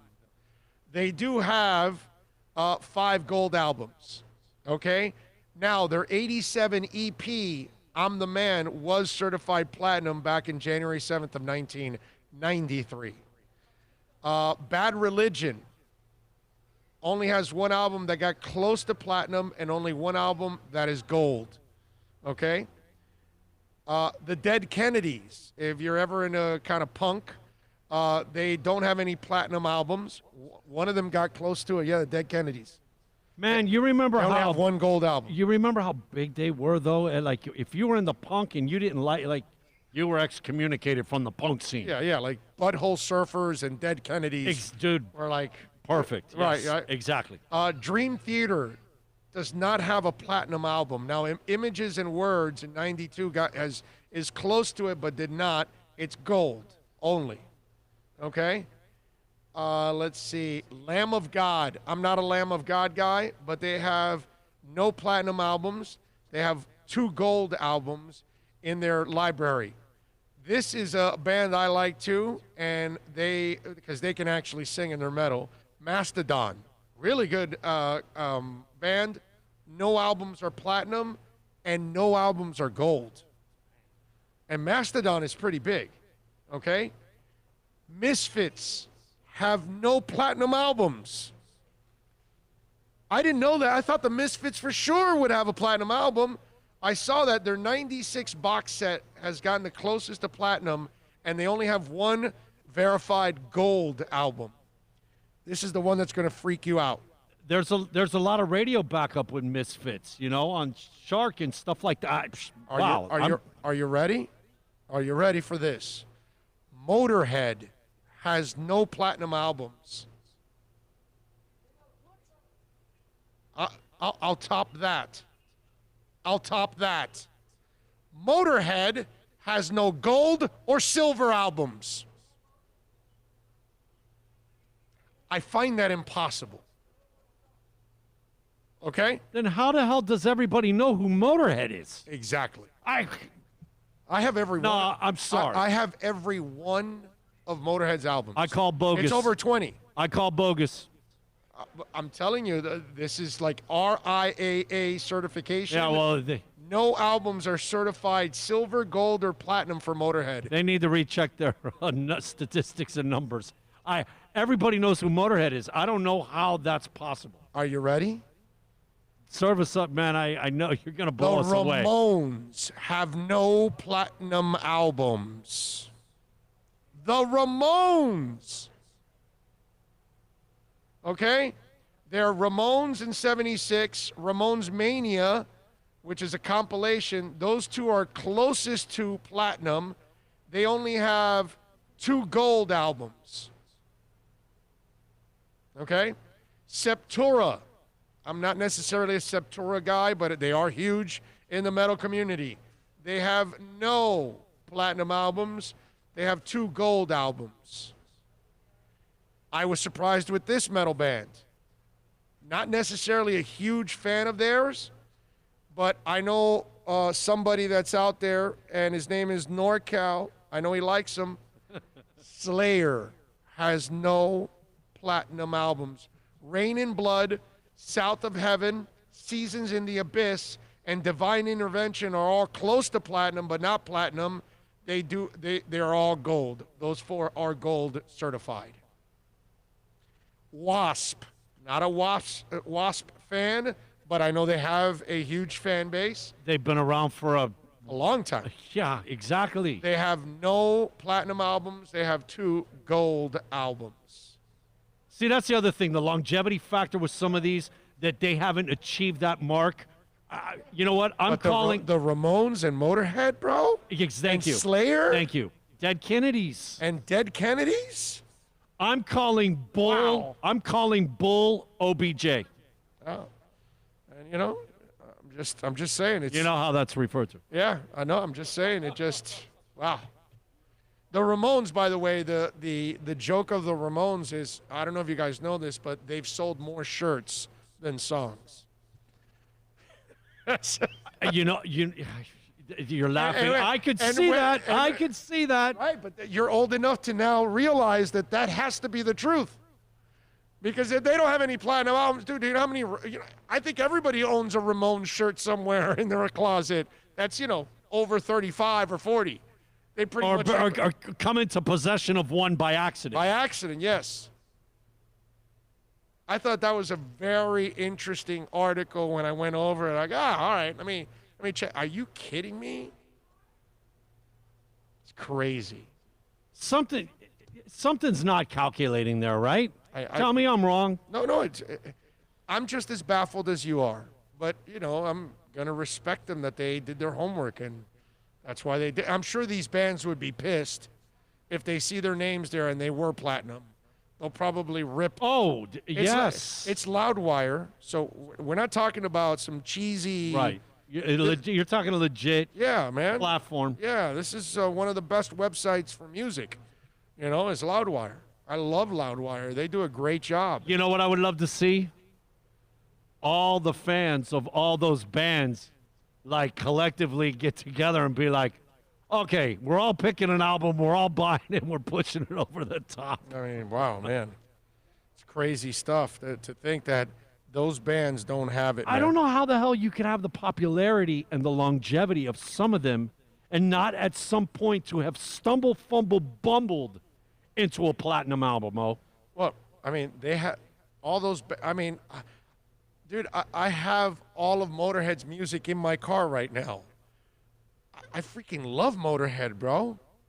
How do they not have a silver album? You're the only guy buying it, oh. Obviously. Seriously, I must be the only guy that's bought his albums. They don't have a silver? That old thing about, You're going to tell me the Ace of Spades album is not going to be platinum? It's not even gold? It's not silver? That's weird, bro. The only thing I could think of is Live in Hammersmith Odeum is a great live album. I don't know. Everybody went, you know what? I'm getting singles. I'm not buying the album. It's probably what it is. You know, and that's the only thing I can think is that, like, has a connection that, okay, this is the reason why this has not transpired. Yep. Mike says, I see a lot of Slayer T-shirts being worn, too, and they're cool, right? They're wicked and all that stuff, and so maybe that's what it is. People, it's like watching Russell Westbrook wear an Iron Maiden shirt. Right. You wear it as a, status. If I sit down with Russell and say, all right, so, dude, sing me the rhyme of the Ancient Mariner. He's going to go, huh? What? What are you talking about, dude? No, you know what's a better test? Just playing Trooper and seeing his, like, have you ever heard this song? Like, the obvious. Yeah. Yep. Look at TSX there. Classic. Nice. You know what's amazing? It doesn't matter what year of the car. They all look like brand new, great cars out here. Yeah, I know. It's crazy. Yeah, those are nice rims, too. They've lowered that one, too. A little bit. That one's nice. Ah, Lordy. Did you guys see the Mike Tyson bio is coming out? And the funny part is that Robin Givens sent a cease and desist letter to Mike Tyson and to Jamie Foxx. Because as you all know, Jamie Foxx is going to play Mike Tyson in the biopic. And so now Robin Givens doesn't want to be a part of the biopic. Now, she can't do anything about it. She can bitch and complain and whine and all that stuff. Oh, by the way, have you seen Robin Givens lately? She did not age well. Oh, wow. Like, she was really good looking when she was young. She looked to me like the kind of woman that, because sometimes you can predict if somebody's going to age well or not. You know what I'm saying? She did not age well. Ooh, I saw that picture lately. You know you could blame it on? Remember her mom? Yes. Okay, yeah. right? Yep. But apparently she says, according to attorneys for Robin Givens, they sent a cease and desist letter to Tyson and Jamie Foxx.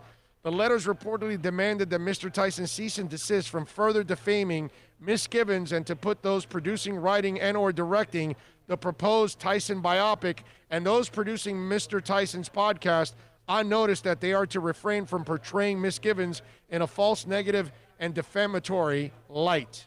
While she has attempted to move on, she still finds herself fighting the abusive demeanor and false accounts of their relationship by Mr. Tyson nearly 35 years later. It is time for Mr. Tyson to let this marriage be the relic of the past that it is. And anybody that lived that time, you kind of felt that Robin Givens had taken over Tyson. Okay? Come on, bro. Oh, come on. Does everybody remember that? When they got, like, that interview they did with Barbara Walters? Barbara Walters, yes, 2020. And she had Tyson on a leash, bro. Like, I had never, like, Tyson was neutered in that interview. And it was like, well, the gold digger stuck her nails right into him and whatever. And so... And he zapped his vocal cords? Yeah, whatever. And zapped his BBs, too, at the same time. Yeah. You know what I'm saying? It was just like one of those things. Come on, those of us that lived it, you know what I'm talking about. I think the only thing he got to say was that the best punch he ever threw was to Yeah. Robin Givens. Yeah. I think that's the only thing you got to say, right? It was like she was puppeteering his ass during that time. Come on.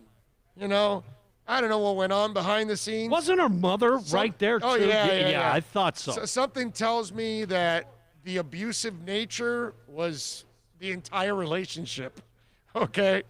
Nobody really knows what went on behind the scenes, but from the periphery, from the outside, what it seemed like to me, it seemed like it probably ended up being abusive on both sides, okay? For some reason, I'm thinking down the road, like within a year, there was like one or two things that blipped on the radar concerning Robin Givens, and it was like, oh, crap. This wasn't all Mike, man. Look at her. She's like, whoo, out crazy, there. Yeah. Crazy. The other thing that I wanted to talk about was Adam Gase. So as the Jets get ready for this weekend, and they got throttled by the Bills over the weekend, and obviously all hell's breaking loose in New York, which is not good for us Dolphin fans because, you know, listen, we really want Adam Gase to stay in New York with the Jets for the next 30 years. You know, we don't care about the Jets, you know. And Woody Johnson, the owner, or no, it's the other Johnson. Somebody's Johnson. I think it's Chris. Chris Johnson. Somebody's Johnson. Saying something about that they think that Adam Gase is a brilliant offensive mind. So Mike Green, what is it? Greenberg. That is a huge Jet fan, by the way. Yeah, an enormous Jet fan. So Greeny went off on those comments on by one of the Johnsons. Go ahead. Yesterday, the Jets CEO and owner, Christopher Johnson, talked to reporters and remains fully behind his head coach, Adam Gase. And here's the quote. He said, I think he can work with and develop quarterbacks. I do continue to think he's a brilliant offensive mind. He has my every confidence. Brilliant offensive mind. So the acting owner of the Jets thinks Adam Gase has a brilliant offensive mind. To that, I reply, what on earth could possibly have given you that impression? There is certainly no evidence that it's true. What there is, in fact, is overwhelming evidence that the exact opposite is true. Consider that in no season that Peyton Manning was not his quarterback did any of Gase's teams ever finish in the top half of the league in scoring. The last 3 seasons, in fact, they finished 28th, 26th, and 31st. That's in a 32-team league. In 17 games under Gase, the Jets have scored 33 touchdowns, and they've punted 93 times. They have scored on 24% of their possessions. That's the worst in the league. They've gone 3 and out on 44%. That's the worst in the league. Their average drive has gained 23 yards. All of those are the worst in the NFL. But wait, there's more. When the Jets acquired Le'Veon Bell, he had averaged more total yards per game than any player in history ever. Under the brilliant offensive mind, Bell is 27th in the league in yards per game. And there's one more, just so you know, this is not just my fandom talking. Under Gase in Miami, Ryan Tannehill was so bad, the Dolphins traded him for mid-round draft picks, and they chipped in $5 million just to get rid of him. Then in his first year in Tennessee, away from Gase, Tannehill had the 4th highest passer rating in history and led the Titans to the AFC title game. Those are all facts. They happened. And they beg one big question, Christopher Johnson. If the coach has a brilliant offensive mind, what in the world's he doing with it? Well, that's what we said here. I mean, look, the first year we all drank the Kool-Aid. We fell for it 10-6. In year 2, we saw what Adam Gase was all about and all the mistakes. And we pointed him out. And then in year 3, obviously, he came in with, on double secret probation and screwed up. And he was terrible. And what are you going to do? Now Damian Woody followed up. And he had, a classic rant on Adam Gase, man. I mean, these rants are awesome because they remind me of my rants on Gase in years 2 and 3 when I was tearing his ass up and demanding that he get fired and put Chris Grier in place. Let's hear from Damian Woody because let me tell you, this is an all-time classic. I'm trying not to go berserk here, but Greeny, I haven't seen one damn bit of progress from the Jets since Adam Gase has been with this organization. Preach. I mean, he's been talking about this offensive mind, this offensive brilliance. Where is it? You basically turned Le'Veon Bell into a scrub. Le'Veon Bell, a guy who was from yards from scrimmage, was the best in NFL history. Now he's relegated to scrub status. Do you know how awful you have to be to not even know how to even use a weapon like that? Then your quarterback from USC, okay? A guy like, when we watched him his rookie year, you're like, damn, this dude got game. This dude, I can see this dude being one of the best quarterbacks in the league. And ever since Gase has been the head coach, he's gotten worse. Worse. Name one aspect of the Jets offense that you can see that can go out there and compete with anybody. Anybody. I watched the Jets from Bristol Sunday, along with all the other games. They were clearly the worst team in the league. They were an embarrassment to the Buffalo Bills. It looked like varsity versus JV. It was awful, disgusting, nauseous. I'm done. Okay. That was great. He made Le'Veon Bell a scrub. That is fantastic right there. Is this one of those moments where how we talk about stats doesn't tell the whole picture? Yes. That, hey, wait a minute. Yeah. We got an exception. Yeah. There is an exception to the rule. Here's stats will tell you everything, but there's more, obviously, with his relationships with players. I mean, he called Osmelli a liar last year when the offensive lineman said he was injured and the guy needed surgery and was out for the year, and he was basically calling him a liar. You do that to You him. ran off your best secondary player. Yeah. It just somebody you would want to keep on the team. Yeah. You're not going to get better than this guy. Well, guess what? It is amazing, right? When you're a bad franchise and you have no leadership, like the Jets don't have any leadership, and you do stupid things like that. And then, see, that's the other thing. The Johnsons don't know anything about football. And instead of hiring a football guy and get the hell out of the way and don't talk about it, just be the fan and write the checks. That's what owners should be. Be the fan, write the checks, shut the hell up, let people that are professionals in that do what they do, right? Stephen Ross should not allow anybody to tell him what real estate properties he should buy or construct on or do or turn over, because he's better at that than the rest of the world. That's where he makes his money. Stephen Ross needs to get the hell out of football decisions, okay?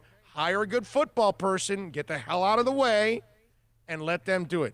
You come in to make a decision if a guy got in trouble and you have to decide whether the trouble is worth keeping him or letting him go, the PR hit to the franchise, those kind of things that owners have to get involved in, you do that.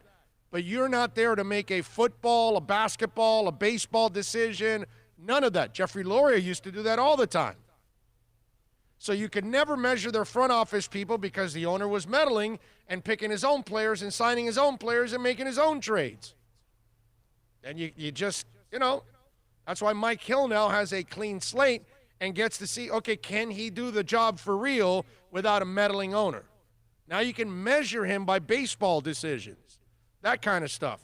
So that's what you want your owner doing. Sign the checks, get the hell out of the way, shut up, be a fan, go pick up the trophy when it's there, and when it's not, be supportive of your team, and then behind the scenes you make the decisions with the football people telling you what they want to do, with the baseball people, the basketball people, that kind of stuff. And that's what happens with poor leadership. And when you allow, look when they hired Mike Tannenbaum, who allowed that? Stephen Ross. Why? Because he was making decisions. Should he be making decisions? No, he should not. But he allowed his friend that he brought from New York, Higgins guy or whatever, he influenced Stephen Ross into hiring Mike Tannenbaum, another guy that's not a football guy. So then all of a sudden, two people that aren't football people make a decision to hire a guy that's not a football guy, that's an accountant, to then go make football decisions. What do you think ends up happening? Okay? Now you've got a football guy running the organization in Chris Greer, and wow, you look so much competent now. You look so much better. Wow, what a shocker. Now, I hope the Jets don't figure it out. I hope the Johnsons think that Gase is the greatest thing since sliced bread, and they're super happy with it, and they stick with him. But, man, it doesn't look like it's headed in that direction because Gase is doing his part to screw everything up. Please, Jets, in no way, shape, or form listen to anything that Orlando has brought to light. That's right. Regarding Mr. Gase. That's right. Stay the course. You're right. We're wrong. Go Gase. Jets. Go Gase Jets. That's it. Gase is the greatest. GG, baby. Gase Want is the y'all to greatest. hold hands for, what did you just say, a decade? Yes. Okay. All right, one more thing. Tom Brady. And I thought this was kind of interesting. And we can look at this multiple ways. So Bruce Arians, came out and ripped Brady about the 2 interceptions. And, yeah, well, he should be mad about his performance. And I would imagine he's going to be motivated and all that stuff. And so, Bruce was being Bruce. That's how he is. He tells it like it is, and it doesn't matter who the player is, even if it's Tom Brady. Now, Tom Brady's not used to that kind of treatment because Belichick has never done that in public and never will. It's not his style. He'll rip you. He'll probably rip you behind the scenes plenty, but he's not going to do it in the media. You all know that. So Brady has a different kind of coach now, the kind of coach that's going to point out if he's going to say Mike Evans did something wrong or Levante David did something wrong, then he's also going to point out Tom Brady too. Okay? And so he did. So Brady was asked. It was the first question out of the box in the press conference this week, and here's his answer. Hey, Tom, there's been a lot of talk this week about Bruce Arians and kind of being blunt in his criticism of you and specifically in the 2 interceptions. How is that for you? I think there's a perception that you haven't taken a lot of criticism from your coaches before. I don't think this is something that surprised you this week, is it? Oh, so what's the question? Yeah, just whether you were surprised at all to hear Bruce speaking publicly about the picks and being critical of you as he was. He's a coach, so I'm a player just trying to win a game. Thanks, Tom. That's it. Blunt and over. Now, there's 2 ways of looking at this. You can look at it and say Brady is pissed. He didn't like that Bruce Arians did that. Or he could be the guy that says, I'm not going to put fuel to the fire here. This is no big deal. I get ripped by coaches all the time behind the scenes. I'm good, but I'm not going to make this a bigger thing and add anything more to it. I'm just going to say, he's the coach, I'm the player. Just trying to win a game and move on. And the tone was dry. The tone was a little defensive in the process.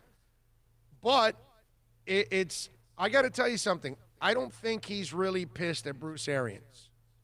A lot of people are going to say, and they already are because I've seen it, oh, no, Brady's pissed at this. No, I think Brady's pissed at himself. Brady is not a finger pointer, never has been. He's not the guy that goes and blames losses on his teammates. He doesn't blame it on coaching ever. He doesn't ever really do that kind of stuff. Those were bad throws he made. Brady is really hard on himself. He'll be tough on other people too, but when he fails, he's never been the guy that makes excuses. And I think that's what you saw there. I think you saw a guy that is being a pissed off pro. I think he's focused on because remember, he's the one wanting out of out of New England. He didn't want to return there. He was tired of the culture. He wanted change. You got your change. You can't go Minka on us now. You can't go complaining about anything that went on in your new place like he did with the Steelers that he then said, at first, maybe it's better for me to move around because I struggled in the back half of my run here with the Steelers, and I didn't do as well. Maybe it's better if they move me around a little bit. So he was already laying blame on other things instead of not making plays like last week when he got burned for a touchdown. Anyway, so I think this isn't Brady pissed at Bruce Arians at all, okay? Now, maybe 10 weeks from now, it's a different story. If it continues and it's because Brady obviously is not Brady anymore and he gets old in front of our eyes, and it could happen because you just never know when the old man steps into the body and all of a sudden it starts to really rear its ugly head, like with Peyton Manning or whoever else, that you start to see them break down completely. We saw Brady toward the end of the season, man. Marino, too. I mean, it's happened plenty of times, bro. It's Joe Namath, it's Willie Mays, whatever. It's the history of the game. It's the sad, history of man. sports. It hurts. It hurts. And you don't know when it's going to happen. But I don't believe that was Brady being pissed at Arians. I think he's pissed that he threw the interceptions. I think he's pissed that he knows they were bad interceptions. I think he's pissed that he's asked about them. I think he's pissed that his coach has to talk about him. I think he's pissed that everybody's writing and talking about it. That's what you got from Tom Brady. The guy that was pissed at himself. And he wants to turn the page. Not on Bruce Arians, on week 1 of the NFL season. All right, we are going to wrap it up here on the program. I think we did all right today. Although I did not get to this story, and I really shouldn't leave it to next week. Is it one of those ones that just can't wait? In a way. So let it jump out and be on the show. It's a Florida woman. I got to give this one. Man. I got to give this one. It's been a while. We haven't. You know what? We haven't heard a Florida woman story I got in a to give while. this one a little love because she was giving a little love. And so a Florida woman stole a sex toy, then took off all her clothes and started using it while still in the store. That's right. Fort Pierce Police Department records show employees at the store, which was not identified in the arrest report, called police August 31st to report a 36-year-old Teresa Stanley had stolen a pink sex toy from a shelf. She removed it from the packaging, took off her pants, and began using it. She was horny, bro. When you got to go, you got to go. Police said by the time they arrived, Stanley was completely nude and had moved to the stockroom area to continue using the item. So this woman was so horny, she had to go to the store, steal a sex toy, but not leave the building. She had to then unpack the sex toy, use it there, and that wasn't enough. She then said, I need a second round. I got to go to the stockroom. Now, I just want to know, how did the cop put the sex toy in the bag for evidence? Right? How do you arrest a woman that is butt naked? Like you walk in, how do you ma'am, could you, I don't know, what do you do? Can you stand up? I'm a little busy right now. I don't want to stand up. I'm serious. Like, how do you go about that arrest? Right? I mean, because those hands are kind of sticky and, you know what I'm saying? Gloves. Like, did they disinfect the stockroom? And I would imagine that the guy that's filming in the store, now, if they sell sex toys, now they've got a sex movie they can sell, actually. Excuse me, ma'am. Can you please stop treating yourself like you're at a carnival? I mean, wow, she is. And those were good vibrations. That's all I can tell you. That's for damn sure. All right, on that note, we are out of here. She just couldn't wait, man. Like, that's it. Right now, immediate gratification. Hey, man. When you're horny, you got to go.